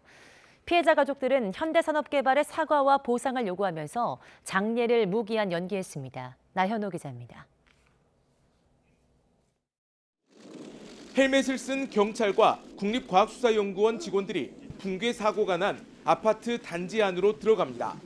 마지막 매물자까지 나오면서 수색이 끝나자 합동 감식이 시작된 겁니다. 모든 수사 역량을 집중하여 신축 아파트 붕괴 원인, 사고 책임자를 명백히 가려내어 한 명도 빠짐없이 합당한 처벌을 받아야 한다는 각오로 임시 지지대인 동바리 조기 철거를 비롯한 붕괴 원인을 과학적으로 증명하는 데 초점이 맞춰졌습니다. 201동 건물 23층에서부터 39층까지 벽과 바닥을 뚫어 콘크리트 시료 60여 개를 채취하는 작업도 이루어지고 있습니다. 경찰은 확보한 콘크리트 시료를 연구기관에 보내 양생 불량 등의 의혹을 확인할 방침입니다. 붕괴 사고 피해자 가족들은 당분간 장례식을 하지 않기로 했습니다. 현대산업개발에 충분한 사과와 보상 약속 없이는 분향소 설치를 비롯한 장례 절차에 들어갈 수 없다는 겁니다. 저 고인들이 하늘에서 나의 죽음으로 인해서 내 가족들이 행복하게 살아가는 모습을 볼 수 있게끔 충분하고도 확실하고도 그런 안으로 나왔으면 좋겠고. 사고가 난 아파트 사업 계획을 승인했던 광주 서구청은 건물 안전진단과 철거, 피해 보상 협의를 맡을 상설 기구를 설치해 지원하기로 했습니다. YTN 나연호입니다. 경기도 파주 일부 지역에 수돗물 공급이 끊겨 주민들이 불편을 겪고 있습니다. 어젯밤 9시부터 경기도 파주시 조리읍과 금촌동, 월롱면 등의 수돗물 공급이 중단됐습니다. 해당 지역들은 모두 월롱 배수지에서 물을 공급받는 지역으로 현재 10,000세대 이상 가구가 한겨울에 난방까지 안 돼 불편을 겪고 있습니다. 네, 어제 오후 6시쯤 경기도 양주시 은현면에 있는 냉장고 제조 공장에서 불이 났습니다. 6시간 만에 완전히 불길이 잡히면서 1,800제곱미터가량의 공장 1개 동이 모두 탔고 다른 동도 일부 피해를 봐 소방서 추산 9억 원의 재산 피해가 났습니다. 다친 사람은 없었고 공장 관계자 등 15명이 대피했습니다. 오늘도 추위 걱정 없겠습니다. 오늘 서울의 한낮 기온은 7도, 대전은 9도, 대구는 11도까지 올라서 예년 기온을 크게 웃돌겠습니다. 다만 일교차가 10도 안팎으로 크게 벌어지는 만큼 옷차림에는 유의하셔야겠습니다. 한편 추위가 물러가니 다시 미세먼지가 말썽입니다. 현재 충청부와 전북의 초미세먼지 농도는 나쁨 수준까지 올라 있고요. 오늘 중서부 지방을 중심으로 대기질이 탁하겠습니다. 호흡기 건강도 잘 챙겨주셔야겠습니다. 먼지만 아니라면 오늘도 하늘 자체는 맑겠고요. 아침까지 제주도에는 비나 눈이 내리겠습니다. 서울과 동쪽 지역에는 수일째 건조특보가 발효 중입니다. 불씨 관리도 철저히 해주셔야겠습니다. 오늘 아침은 확연히 추위가 덜한데요. 현재 서울 기온은 영하 2.6도, 대전은 영하 0.5도, 부산은 영상 5.5도를 보이고 있습니다. 이 낮 기온은 예년보다 2도에서 4도가량이 높겠는데요. 오늘 서울의 한낮 기온은 7도, 대구는 11도, 부산은 12도 선까지 크게 오르겠습니다. 이번 휴일에는 남부와 영동 지방에 비나 눈이 내릴 전망입니다. 지금까지 날씨 정보였습니다. 이 밖에 우리나라 쇼트트랙은 여자부 경기에서도 순항했습니다. 여자 1000m에서는 김아랑이 아쉽게 예선 탈락했지만 최민정과 이유빈이 나란히 준결승에 진출했습니다. 우리나라는 이어서 열린 여자 3000m 계주에서도 최민정의 파괴력 넘치는 막판 질주로 결승에 올라 메달을 향해 순조롭게 출발했습니다. 네, 베이징 동계올림픽 대회가 중반으로 접어드는 오늘 컬링 여자부와 스켈레톤 경기도 시작됩니다. 평창에서 영미 열풍을 일으키며 은메달을 딴 여자 컬링 대표팀 팀킴은 캐나다와 1차전을 시작으로 10개 나라 풀리그에 돌입합니다. 평창에서 스켈레톤 금메달을 획득한 윤성빈도 오늘 오전 10시 반 1, 2차전, 내일 3, 4차전에 나서며 메달에 도전합니다. 쇼트트랙 편파 판정에 대한 비판 여론에 중국 정부가 이례적으로 주한 중국 대사관을 통해 우려를 나타냈습니다. 일부 한국 언론 매체와 정치인들이 반중 정서를 부추긴다고 반박하면서 또 다른 논란으로 번지고 있습니다. 주한 중국 대사관이 어제 저녁에 대사관 소셜미디어 계정에 올린 입장문입니다. 대사관 대변인은 최근 우리 올림픽 선수단이 편파 판정 의혹을 제기한 걸 언급하면서 엄중한 우려를 표명하지 않을 수 없다고 밝혔습니다. 그러면서 일부 한국 언론과 정치인들도 중국 정부와 베이징 올림픽 전체에 화살을 돌리고 심지어 반중 정서를 부추기고 있다고 지적했습니다. 대사관 측은 또 한국의 일부 매체와 정치인이 올림픽에 흑막이 있다고 억측하면서 중국 당국이 성찰할 필요가 있다는 말을 함부로 하고 있다고 주장했는데요. 이 같은 무책임한 태도에 대해서 절대 수용할 수 없다고 밝혔습니다. 대변인은 또 이번 경기의 공정성과 중립성이 지켜졌다고 강조했습니다. 이번 쇼트트랙 경기의 주심을 맡았던 영국인 피터 워스 심판장은 평창을 포함해 3차례나 올림픽 주심을 맡은 권위자이고 올림픽 심판에 대해서 어느 나라나 정부도 간섭할 수 없다는 겁니다. 또 우리 대표단의 항의를 수용할 수 없다고 밝힌 국제빙상경기연맹의 입장도 덧붙였습니다. 중국의 입장문에서 표현된 엄중한 우려나 엄정한 입장은 강력한 항의와 경고의 외교적 표현인데요. 이례적으로 대사관이 주재국 국민의 여론에 공격적인 태도로 비판하고 나선 건 월권이자 외교적 결례란 비판도 나오고 있습니다. 베이징 동계올림픽에 참가하고 있는 러시아 여자 피겨스타 카밀라 발리에바가 금지 약물인 트리메타지딘 양성 반응을 보인 것으로 알려졌다고 러시아 매체들이 보도했습니다. 러시아 일간 코메르산트는 발리에바의 도핑 샘플에서 문제가 생겼으며 트리메타지딘이 발견된 걸로 보인다고 전했습니다. 유력 매체 RBC도 복수의 자체 소식통을 인용해서 발리에바 선수의 도핑 샘플에서 검출된 성분이 협심증 치료제인 트리메타지딘일 수 있다고 소개했습니다. 협심증 치료에 사용되는 트리메타지딘은 흥분제로도 이용될 수 있다는 이유로 지난 2014년부터 도핑 불법 약물 목록에 올랐습니다.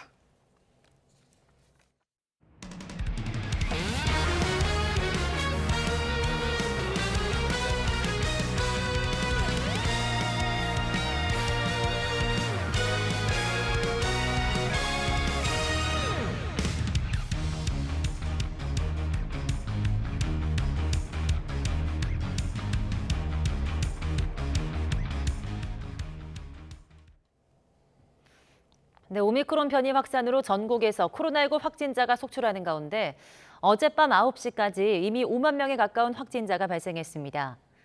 어제 0시부터 밤 9시까지 전국 17개 시도에서 코로나19 양성 판정을 받은 확진자는 모두 48,400여 명으로 집계됐습니다. 오늘 0시 기준으로 발표될 신규 확진자 수는 5만 명 중후반대에 이를 것으로 보입니다. 이런 가운데 오늘부터 재택치료자 관리가 집중관리군 위주로 전환됩니다. 네, 일반관리군은 동네 병의원을 통해서 상담을 받게 되는데요. 의료계는 3천여 곳이 재택치료 관리에 참여할 것이라고 전망했습니다. 홍주혜 기자입니다. 오미크론 확산으로 신규 환자의 90% 정도는 증상이 없거나 경증으로 재택치료자로 분류되고 있습니다. 이 가운데 60살 이상 등 집중관리군이 아닌 일반 관리군에 대해선 이제 정기적 모니터링이 없어집니다. 환자 스스로 건강 상태를 살피다 이상이 있을 때만 평소 다니던 동네 병의원에서 전화로 상담과 처방을 받게 됩니다. 재택치료 의료상담센터도 24시간 운영됩니다. 호흡기 질병 지정 의료기관에 대해서는 좀 가급적이면 모든 기관들이 일반 관리군의 비대면 진료를 하는 쪽으로 논의를 하고 있는 중입니다. 전화로 상담을 하고 처방을 하는 역할들을 좀 같이 하도록 협의를 하고 있는 중입니다. 의사협회는 현재 의료기관 1,700여 곳이 진료에 참여하고 있고 참여 신청을 한 기관도 3,000곳이 넘는다고 밝혔습니다. 그러면서 재택관리 인원이 18만 명 이상이 돼도 충분히 관리할 수 있을 거라고 장담했습니다. 내 환자는 내가 지킨다는 마음으로 진료에 임하도록 하겠습니다. 재택치료를 받으시면서 아픈 증상이 있으실 경우에는 언제라도 동네 병의원에 전화해 주시기 바랍니다. 정부는 의약품 처방이 늘어날 것에 대비해 대한약사회와도 업무 협약을 맺었습니다. 담당 약국이 확진자의 가족 등 대리인에게 약을 전달하거나 이게 어려운 경우 배송을 맡게 됩니다. 이와 별도로 체온이 급격히 오르는지 관찰하고 발열에 대처할 수 있도록 체온계와 해열제를 미리 준비하는 게 좋다고 전문가들은 권고합니다. YTN 홍주혜입니다. 최근 확진자가 급증하자 정부가 의료기관의 업무가 마비되는 걸 막기 위해서 대응 단계에 따른 지침을 마련했습니다. 하루 확진자가 5만 명이 넘으면 코로나19 환자를 일반 병동에 입원시키고 일반 환자는 비대면 진료를 받게 한다는 내용이 담겼습니다. 환자 입장에서도 큰 변화가 생기는 건데 어떻게 바뀌는 건지 이영원 기자가 알려드립니다. 오미크론 확산에 정부는 이달 말 하루 최대 17만 명까지 감염될 수 있다는 전망을 하고 있습니다. 확진자가 급증하고 의료진마저 감염이 잇따른다면 의료 공백이 생길 수 있는 만큼 정부는 대응 단계에 따른 의료기관 지침을 마련해 업무 마비 차단에 나섰습니다. BCP 지침 기준은 병원급을 상대로 먼저 지침을 내린 것이고요. 병원 자체에서 자체 계획을 수립하고 발생 숫자나 위중화 상황이나 이런 거에 따라서 좀 변경이 가능하다는 말씀드리겠습니다. 업무 연속성 계획 BCP 지침에 따르면 의료기관 대응은 3단계로 나뉩니다. 각 단계 기준은 하루 확진자 규모와 의료진 감염 비율입니다. 대비를 하는 1단계는 하루 환자 7,000명에서 3만 명 미만, 대응에 들어가는 2단계 기준은 3만 명에서 5만 명 미만, 이를 넘어서면 3단계로 위기 상황이 되는 겁니다. 각 단계에서 의료인 감염 비율은 병원에서 자체적으로 정합니다. 2단계에서부터 중증, 응급, 분만 등 진료 우선순위를 두고 필수 기능 외에는 업무 축소에 들어갑니다. 3단계 위기에 돌입하면 의사 판단에 따라 일반 환자에 대한 비대면 진료를 한시적으로 허용하고 음압병동이 부족할 경우 코로나19 환자를 일반 병동에 입원시킬 수 있습니다. 가림막을 설치할 수도 있고요. 병동마다 슬라이딩 도어가 설치가 돼 있습니다. 칸막이를 친다든지 기능 정화는 가능한데 이제 공조의 문제라든지 이런 이제 우려들은 있습니다만 그 위험 요인까지 다 제거할 수는 없을 거라고 보고요. 확진된 의료진도 단계에 따라 일정 기간 격리 뒤 KF94 마스크를 쓰고 근무할 수 있도록 해 대체 인력 확보가 어려운 상황에 대응하기로 했습니다. 이 같은 BCP 지침은 의료기관 외 기업 등에서도 재택근무 비율과 필수 인력 지정 등 구체적으로 마련돼야 환자 급증에 따른 업무 마비를 최소화할 수 있습니다. YTN 이영훈입니다. 국내에서 생산된 노바백스 코로나19 백신이 첫 출하된 가운데 이 백신은 18살 이상 미접종자의 기초접종과 접종 미완료자의 접종에 활용될 걸로 보입니다. 권덕철 보건복지부 장관은 mRNA 백신 등으로 1차나 2차 접종을 했지만 의학적인 사유로 2차와 3차 접종이 어려웠던 경우 노바백스 백신으로 교차 접종을 할 수 있도록 기준을 마련하고 있다고 밝혔습니다. 노바백스 백신은 29만 회분 출하를 시작으로 이달 안에 200만 회분이 도입될 예정입니다. 중앙방역대책본부는 오늘 정례 브리핑을 통해 노바백스 백신 접종 계획을 상세히 발표할 예정입니다. 정부가 QR코드 전자출입 명부 등 다중이용시설 출입 명부를 중단하는 방안을 검토하고 있습니다.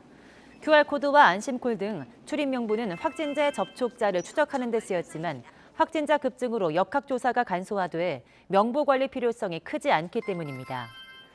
손영래 중앙사고수습본부 사회전략반장은 자기기입식 조사서를 도입함에 따라 역학조사가 IT 기반에서 어느 정도까지 이루어지는지 운영해보고 확진자 동선 추정용 전자출입 명부의 유지 여부도 함께 검토하겠다고 밝혔습니다.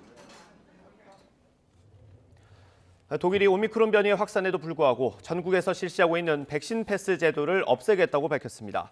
다만 상점 내 마스크 착용과 거리 두기는 현행대로 유지하기로 했습니다. 신규 확진자 수가 정점을 찍고 하락하고 있는 폴란드도 15일부터 자가격리 기간을 줄이는 등 방역 규제를 점차 완화해서 다음 달쯤 완전히 해제할 방침이라고 밝혔습니다. 체코도 내일부터 단계적으로 방역 규제를 해제해서 다음 달에 모두 없애기로 했습니다. 네, 일본 코로나19 감염자 수가 하루 10만 명을 넘어선 가운데 도쿄도지사가 기시다 내각의 뒷북 대응을 정면으로 비판했습니다. 접종 간격에 상관없이 3차 백신 접종을 최대한 서두르자고 했지만 거부하는 등 정부의 경직된 대응이 이런 상황을 불렀다는 건데요. 도쿄에서 이경화 특파원이 보도합니다. 일본 전국 감염자는 하루 10만 명을 넘었고 사망자도 160명 가까이 나와 올해 들어 가장 많았습니다. 중증 환자 병실이 꽉 찬 오사카는 독자적으로 의료 긴급 사태를 선언하고 추가 병상 확보에 사활을 걸고 있습니다. 2차 접종 후 6개월이냐 8개월이냐 접종 시점을 따지기 전에 3차 접종을 신속히 진행했다면 위험을 덜 수 있었던 대목입니다. 코이케 도쿄도지사는 이런 상황의 원인으로 일본 정부의 경직된 대응을 강하게 비판했습니다. そしてもうできるだけ早く申し上げましたけれども、それはいかんという話で、みんな足並みを揃えていくんだというモメンタムが少しずれていると。 정부가 물량을 관리하는 먹는 치료제는 우선순위 등을 고려하지 않고 일률적으로 나눠주고 있다고 꼬집었습니다.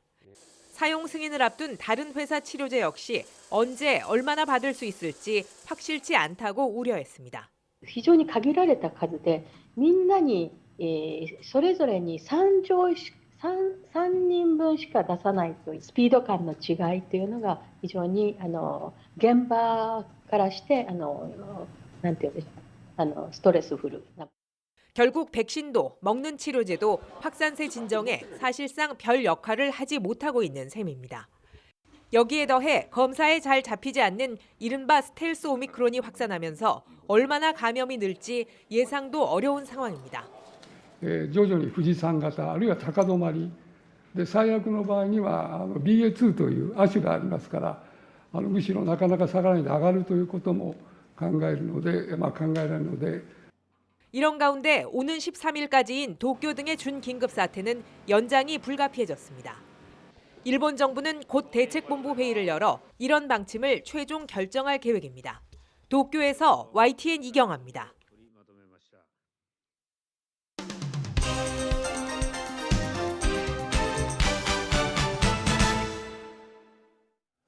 네, 오늘도 아침 신문 살펴보겠습니다. 이현웅 아나운서가 주요 내용 정리했습니다. 어서 오십시오. 안녕하십니까? 정말 기다리던 소식, 베이징에서 메달 소식이 들려왔죠. 그렇습니다. 1000m에서 편파 판정 논란으로 금메달을 따지 못했던 황대현 선수가 주종목이라고 할 수 있는 1500m에서 우리 선수단 처음으로 금메달을 땄습니다. 뭐 금메달 자체도 너무나 훌륭하고 좋지만 그간의 과정이 있었기 때문에 더 빛나는 금메달이었던 것 같습니다. 오늘 아침 신문들도 일면에 자랑스러운 황대현 선수 사진 많이 담았는데요. 세 가지 봐도 기분이 좋네요. 세 가지 준비했습니다. 함께 보시죠.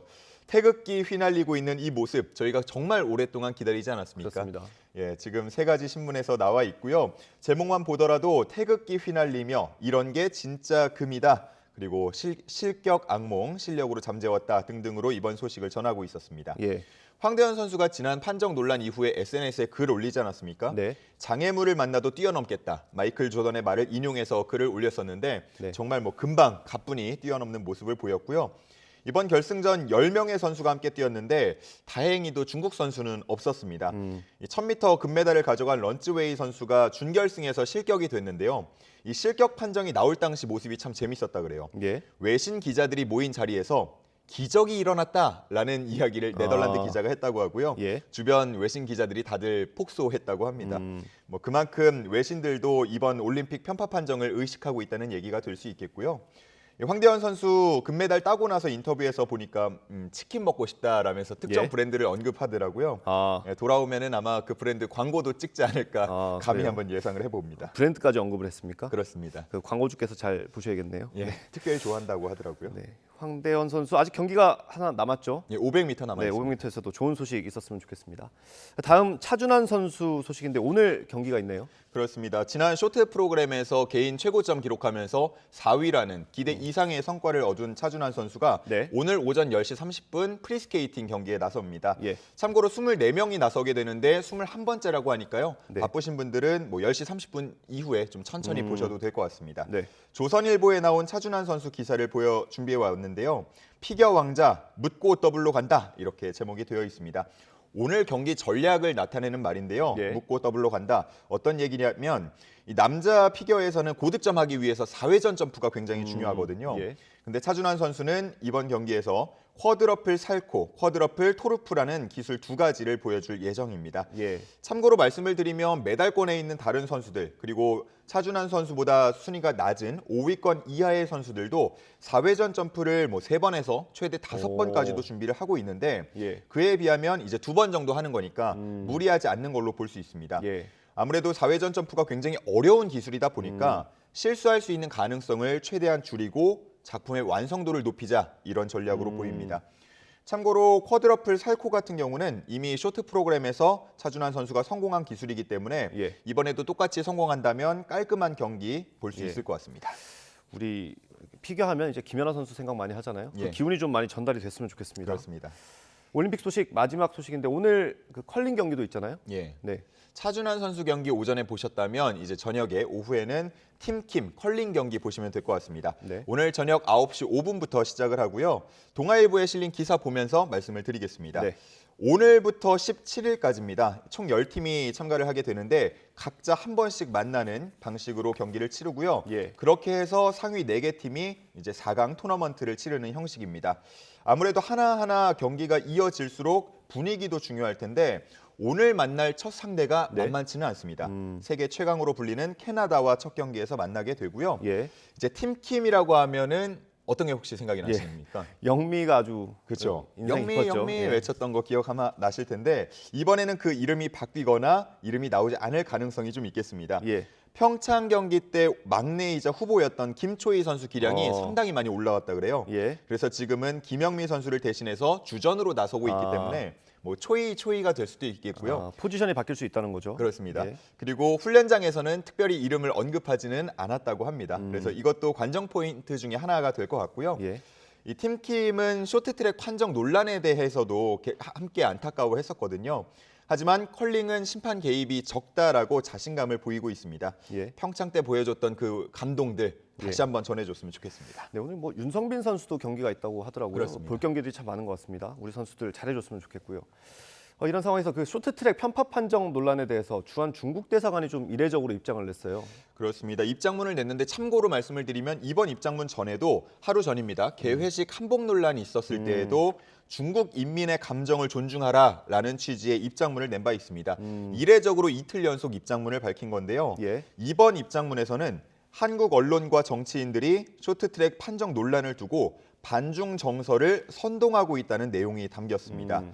그러면서 편파 판정 의혹에 대해서는 규정에 따라서 공정한 시합 환경이 제공됐다는 얘기를 하고 있는데 이게 우리 감정에서 보면은 우리 입장에서 보면은 예. 조금 황당하게 느껴지는 내용들이 담겨 있었습니다. 당연히 이에 대해서 외교적 결례이자 월권이라는 비판이 나오고 있는 상황이고요. 우리 정부 관계자는 이런 입장문을 보면서 아무래도 체제 결속 그리고 중국 내 여론을 의식해서 나온 입장문이 아닐까 이렇게 파악하고 있었습니다. 예. 뭐 즐겁자고 하는 축제인데 사실 이런 논란이 불거지는 것 자체가 좀 안타까운 것 같아요. 그렇습니다. 네, 다음 정치권으로 좀 가보겠습니다. 어제 이재명 후보부인 김혜경 씨가 사과 기자회견을 했습니다. 예. 신문들은 어떻게 다뤘습니까? 입장문이 아니고 사과 기자회견을 직접 했기 때문에 예. 신문들도 이 내용 중요하게 다루고 있었고요. 예. 이번 회견의 배경으로 정치하고 있는 이재명 후보의 지지율이나 예. 아니면 어제부터 전면에 나선 이낙연 총괄선대위원장의 영향 두 가지 정도로 분석을 하고 있었습니다. 네.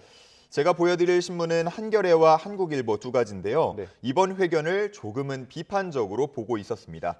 제목만 먼저 보면 한겨레 같은 경우는 왼쪽 상단에 나와 있는데 예. 과잉 의전, 알맹이 없는 사과라고 했고요. 예. 한국일보 같은 경우는 소고기 법카에 대한 해명이 없었다고 지적했습니다. 예.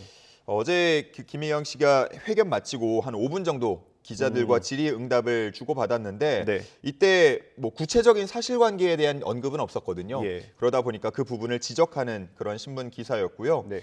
한국일보 같은 경우는 의혹이 잠잠해질지는 미지수다라거나 김 씨가 직접 등장했다는 거 말고는 내용적으로는 지난 2일에 나왔던 사과문과 별반 다를 게 없다고 비판하기도 했습니다. 네, 그렇군요. 앞서 윤석열 후보 부인 김건희 씨도 사과를 한번 했었잖아요. 예. 그 유력 대선 후보들의 아내가 이렇게 나와서 사과하는 게 좋은 일은 아닌 것 같습니다. 안타까워하는 좀, 분들이 많습니다. 씁쓸하네요. 예. 다음 윤석열 후보 관련 기사 보겠습니다. 앞서 언론 인터뷰에서 적폐청산을 언급한 게 좀 논란이 되는 모양이네요. 그렇습니다. 중앙일보와 진행했던 인터뷰였고요. 어제자 신문에 이어서 오늘도 비슷한 내용, 이 연속된 내용들이 실려 있었습니다. 네. 중앙일보 보면서 설명을 드리겠습니다. 인터뷰 때 집권을 하면 적폐청산 수사를 할 거냐라는 질문이 있었는데 네. 해야죠. 해야 합니다. 이렇게 답변을 했습니다. 네. 이에 대해서 청와대와 여당이 반발을 했는데요. 청와대는 아무리 선거라도 지켜야 할 선이 있다. 네. 그리고 매우 불쾌하다. 이렇게 입장을 밝혔고요. 예. 신문은 이 입장이 참모회의 등을 거쳐서 결정됐다고 전했습니다. 그리고 이때 함께 했던 이야기가 법조계에서도 파장이 커지고 있는데 중앙일보는 익명으로 표현을 했지만 지금 일부 언론들에서는 이 실명이 거론이 되고 있는 예, 상황입니다. 그렇죠. 저는 따로 언급을 하지 않겠지만요. 예. 윤 후보 측근 A 검사장에 대한 질문이 있었습니다. 예. 윤 후보는 이에 대해서 죄 지은 게 없다면 A 검사장을 무서워할 필요가 없다라는 언급을 했는데요. 네.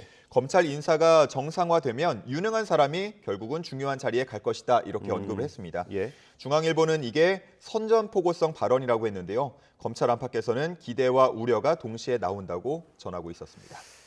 네, 다음 소식은 대규모 피해가 있었던 디스커버리 펀드 관련 얘기인데 여기에 장하성 주중대사랑 김상조 전 실장 이름이 있다고요? 그렇습니다. 두 사람이 해당 펀드에 투자했기 때문에 함께 언급이 되는 건데 예. 참고로 디스커버리 펀드 만든 건 앞서 리포트로도 나갔겠지만 예. 장하성 주중대사 동생 장하원 예. 디스커버리 자산운용 대표입니다. 예. 그렇기 때문에 이 연관성에 대해서 의혹이 나오고 있는 거고요. 거액의 특혜를 본 건 아니고 손실 입은 펀드에 투자한 게 무슨 문제냐 이렇게도 볼 수 있겠지만 이게 그렇게 단순하게 볼 문제만은 아닌 것 같습니다. 예. 조선일보에서 몇 가지 의혹점에 대한 기사를 썼는데요. 이 제목을 보면 사태가 벌어지기 전에 장하성, 김상조 돈 뺐는지 여부가 수사 들어갔다 이렇게 썼습니다. 예. 해당 펀드에 투자한 일반 투자자들은 만기 전에 환매가 불가능한 폐쇄형으로 대부분 예. 가입을 했는데요. 이 두 사람은 언제든 중도에 입출금이 가능한 개방형으로 가입했다는 게 핵심이 될 수 있겠고요. 예. 따라서 환매 중단 사태가 벌어지기 전에 투자금을 보전받거나 손실을 피한 정황이 있는지가 굉장히 중요할 것 같습니다. 이에 대해서는 현재 수사를 하고 있고요. 두 사람은 모두 위법 사항이 없다면서 필요한 부분에 대해서 투명하게 소명하겠다는 입장을 밝히고 있는데 일반인 피해자 모임 측에서는 두 사람도 책임을 피할 수는 없을 것이다 이렇게 주장하고 있습니다. 네, 이 두 사람 다 청와대 출신 인사라서 또 이 기사가 주목을 받는 것 같아요. 그렇습니다. 수사 상황을 좀 지켜봐야 될 것 같고요. 다음 코로나19 상황 볼 텐데 최근에 이 방역 대책이 되게 많이 바뀌고 있고요. 그 오늘 나온 기사 보니까 QR 코드를 안 하게 될 수도 있다고. 그렇습니다. 지금은 저희가 뭐 식당이라던가 어디 갈 때마다 QR 코드 인식을 하지 않습니까? 예. 뭐 백신 접종력을 드러내는 거 방수단이기도 하지만 네. 원래 이제 의도 자체는 확진자가 발생했을 때 역학 그렇죠. 조사를 하기 위해서 처음에 찍던 거였습니다. 예. 그리고 밀접 접촉자 파악을 위해서도 필요하고요. 예. 근데 이제 모든 게 셀프로 바뀌어가고 있다 보니까 예. 이게 큰 의미가 있느냐라는 얘기가 계속 나오고 있는 상황이고 정부도 이에 대해서 조정에 나설 수 있다는 전망이 나오고 있습니다. 예. 서울신문에 나온 기사를 보면요. 앞으로 확진자는 자기 기입식 조사서를 온라인으로 작성을 하게 되기 때문에 예. 이럴 경우에 QR코드의 필요성이 떨어질 수 있다는 얘기가 나오고 있는 겁니다. 네. 그리고 만약에 QR코드를 찍지 않게 될 경우 자기 기입식 조사서를 보완할 후속 조치도 검토 중이라고 썼습니다. 네. 그리고 QR코드 인식을 하지 않게 된다면 이제 위드 코로나로의 전환이 아무래도 체감적으로 확실히 다가오게 그렇죠. 될 텐데 저희가 단계적 일상 회복으로 추진했던 그런 류의 형태겠죠. 그렇습니다. 경향신문은 이런 전환 과정에서 정부의 잦은 지침 변경을 지적하고 있었습니다. 예.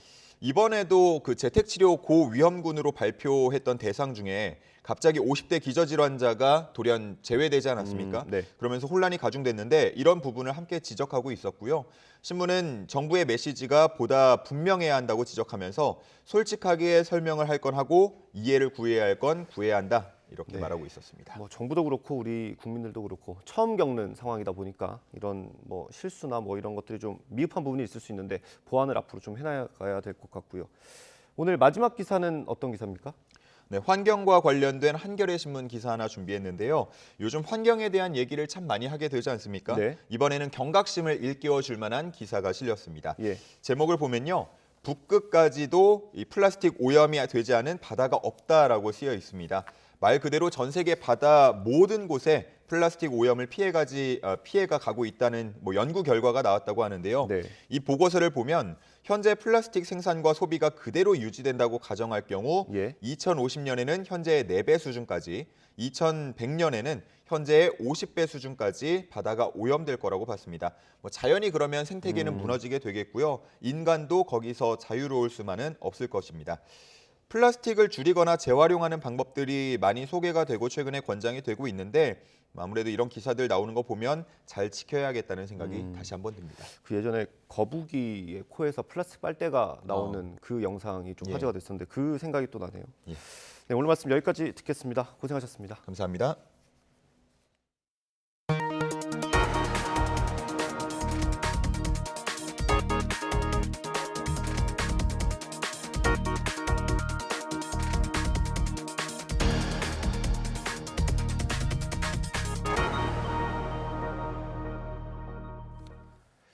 버려진 반려견이 모이는 유기견 보호소는 보통 안락사를 기다리며 고통받는 모습을 연상하기 쉽습니다. 강원 지역의 한 곳도 마찬가지였는데 최근 180도 달라졌다고 합니다. 홍성욱 기자가 보도합니다. 올해 초 YTN 보도 당시 유기견 보호소 모습입니다. 철장 안에 갇힌 개, 불안한 듯 주변을 이리저리 살핍니다. 사료는 콘크리트 바닥에 뿌려놨습니다. 최근 매서운 한파가 몰아친 밤 차가운 바닥 냉기를 이기지 못한 유기견 여러 마리가 결국 얼어 죽었습니다. 시민들이 공분했고 자치단체 게시판엔 항의가 이어졌습니다. YTN 보도 이곳 유기견 보호소는 많이 달라졌습니다. 무엇보다 유기견들이 한겨울 차가운 이 콘크리트 바닥 신세를 면하게 됐습니다. 관리자들이 모두 바뀌면서 답답하고 좁은 철장 대신 잔디밭 위로 옮겨졌습니다. 비바람 피할 집도 각자 생겼습니다. 버려진 뒤 멧돼지 습격을 받았던 누렁이도 새끼를 낳은 어미개도 몰라보게 건강해졌습니다. 운동장에다가 이렇게 또 노니까 한편으로는 좀 마음이 놓이는 것 같아요. 강아지들도 좀 보기 좋고 그때보다는 너무 나아진 것 같아서 마음이 한결 편안하긴 하네요. 유기견들은 더는 불안에 떨지 않습니다. 관심이죠, 관심. 관심과 그거를 관리를 할 수 있는 애착심을 갖고 해야 되는 거죠. 여기서 일을 한다면은. 보호소는 개선됐지만 고령화가 심각한 농촌 지역 버려지는 개가 늘어나는 근본적인 문제는 여전히 남아 있습니다. 사람이 다가가면 유독 꼬리를 흔들며 반기는 강아지 한 마리.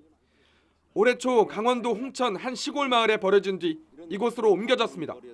마을 할머니 한 분이 돌봤는데 할머니 건강이 나빠지면서 갈 곳을 잃었습니다.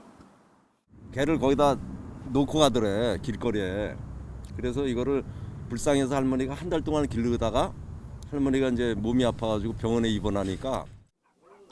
인적이 뜸한 곳에서 떠도는 유기견들은 들개가 돼 농촌 마을 골칫거리가 되기도 합니다. 다행히 보호소로 오더라도 일정 기간 새 가족을 만나지 못하면 결국 쓸쓸하게 생을 마치게 됩니다. YTN 홍석입니다. 네, 최근 국제유가 상승이나 미국의 긴축 정책과 같은 나라방 영향에 한국 경제 불확실성이 커지고 있습니다. 정부는 내일 경제금융당국 회동을 통해서 시장 상황을 점검하고 정책 공조에 나설 예정입니다. 권남기 기자입니다. 무역 수지가 금융위기 이후 14년 만에 2달 연속 적자를 기록했고 물가는 10년 만에 넉 달 연속 3%대 고공행진을 이어가고 있습니다. 국제 유가와 같은 원자재 값이 오르며 수입액도 늘고 원가가 올라간 탓이 큽니다. 여전히 높다는 것에 대해서는 송구하다는 말씀을 드리고요.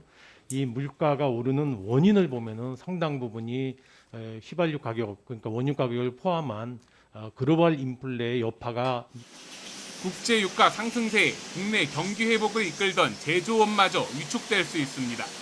원유 의존도 OECD 1위인 한국은 국제 유가가 오르면 다른 나라보다 물건값 상승 압력이 높아서 경쟁력도 떨어지기 때문입니다. 올해는 이제 제조업의 어떤 경쟁력이 떨어져서 수출이 생각보다 좀 안 나올 가능성, 그렇다면 이제 경제 성장 자체가 좀 많이 내려갈 가능성이 있다고 생각이 됩니다. 미국의 금리 인상이 예상보다 빠르고 강하게 진행될 거란 전망도 불안을 키우는 대외 변수입니다. 하지만 나라 밖 영향에도 국내 경기 회복세는 완만하게 유지되고 있습니다. 내수를 떠받치는 소비는 아직 회복 중이고 비제조업을 중심으로 기업의 체감 경기 역시 점차 나아지는 등 코로나19 대유행이 계속될수록 경제 주체들 역시 적응하는 모습입니다. 다만 고물가의 지갑 열기가 무서워지고 금리가 오르며 대출 이자 갚기가 버거워지면 소비가 다시 꺾일 수 있다는 게 문제입니다. 수입 물가가 급등하고 또 금리가 올라가는 부분은 좀 소비를 제약할 수도 있고 마찬가지로 기업 투자도 좀 위축되는 그런 요인으로 작용할 수 있겠습니다. 경제 불확실성이 갈수록 커지는 가운데 내일 홍남기 부총리와 이주열 한국은행 총재 등 경제 금융당국 수장들은 정책 공조 방안을 논의할 예정입니다. YTN 권남기입니다. 네, 우크라이나 전운이 고조되면서 석유 수급에 비상이 걸렸습니다. 정부는 유류세 인하 연장과 비축유 추가 방출 등 기름값 안정 방안을 다각도로 검토하고 있습니다. 강정규 기자입니다. 각국 정상들의 외교적 노력에도 불구하고 일촉즉발의 위기로 치닫고 있는 우크라이나 사태. Но мы также и понимаем, что Россия одна из ведущих ядерных держав, по некоторым компонентам по современности даже многих опережает. Победителей не будет. 우크라이나를 지나 유럽에 공급되는 러시아 천연 가스는 물론 그 대체제인 원유 가격까지 들썩이고 있습니다. 올해 2월 들어 국제 유가가 90달러 선을 넘으며 지난 2014년 이후 7년 만에 최고치를 찍은 겁니다. 유류세 인하 조치로 간신히 끌어내렸던 국내 평균 휘발유 값도 다시 1,700원 선에 다가섰습니다. 이런 추세라면 소비자 물가 상승률은 1.1%포인트 더 오르고 경제 성장률은 0.3%포인트 떨어질 거란 어두운 전망도 나왔습니다.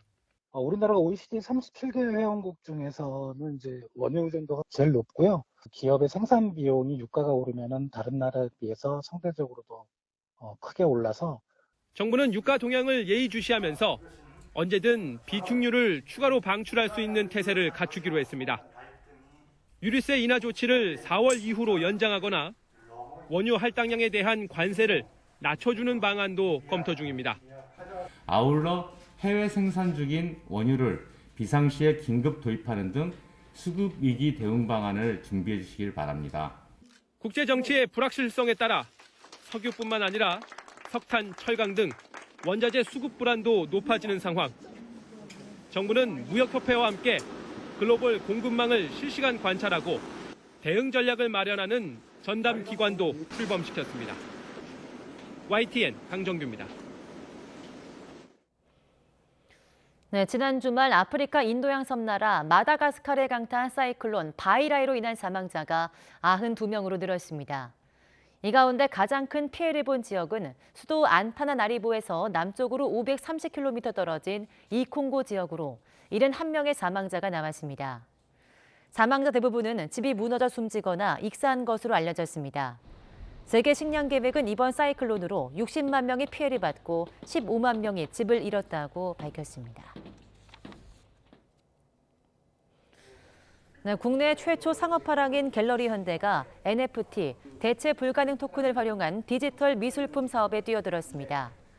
갤러리 현대 도영태 대표가 설립한 에이트는 어제 기자간담회를 갖고 디지털 아트가 가상세계 안에서 소비되는 미술 생태계를 만들기 위해 에트나라는 새 플랫폼을 곧 가동할 것이라고 밝혔습니다.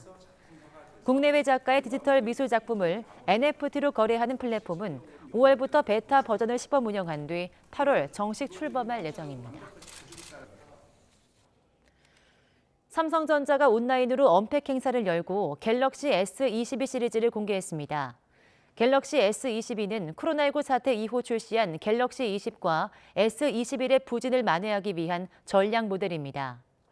삼성전자는 갤럭시 S22가 혁신적인 카메라 기술로 야간에도 밝고 선명한 영상을 촬영할 수 있고 배터리와 실행 속도도 대폭 강화된 제품이라고 강조했습니다. 또 기본형과 플러스, 울트라 등 3가지 모델 가운데 최상위인 울트라는 80여 개 언어를 인식하는 S펜을 내장해서 노트 시리즈를 계승하는 의미가 있다고 설명했습니다. 오늘 아침 출근길에도 큰 추위는 없겠습니다. 현재 서울 기온은 영하 2.6도로 어제보다 기온이 더 올라서 추위가 덜하게 느껴지고 있는데요. 낮 동안에도 7도까지 오르는 등 예년 기온을 3도가량 웃돌겠습니다. 다만 일교차가 10도 안팎까지 크게 벌어지고 있습니다. 면역력이 떨어지기 쉬운 만큼 기온 변화에 대비한 옷차림 해주시기 바랍니다. 오늘은 대체로 맑은 하늘이 펼쳐지겠습니다. 다만 아침까지 제주도에는 5mm 미만의 비가 조금 내리겠고요. 기온이 낮은 제주 산간에는 최고 5cm 10cm의 눈이 내려 쌓이겠습니다. 추위 대신 미세먼지가 말썽을 부리겠습니다. 중서부 지방을 중심으로 공기가 탁해지겠는데요. 인천과 경기 남부, 충청과 전북은 미세먼지 농도가 종일 나쁨 수준을 유지하겠습니다. 오늘도 종일 추위 걱정은 없겠습니다. 현재 서울의 기온 영하 2.6도, 대구 1.4도, 광주는 2도를 보이고 있습니다. 낮 동안에는 기온이 크게 오르면서 온화함이 감돌겠습니다. 서울 7도, 대전 9도, 광주 10도, 부산은 12도까지 올라 예년 기온을 2에서 4도가량 웃돌겠습니다. 주말까지 대체로 맑은 가운데 기온이 오름세를 보이겠지만 휴일에는 영동과 남부, 제주도에 비나 눈이 내릴 전망입니다. 서울 등 수도권과 동쪽 지역에는 계속해서 건조특보가 발효 중입니다. 여기에 바람까지 강하게 불고 있는 만큼 산불 등 화재 사고 발생하지 않도록 각별히 주의해 주시기 바랍니다. 지금까지 서울 상암동에서 YTN 윤수빈입니다.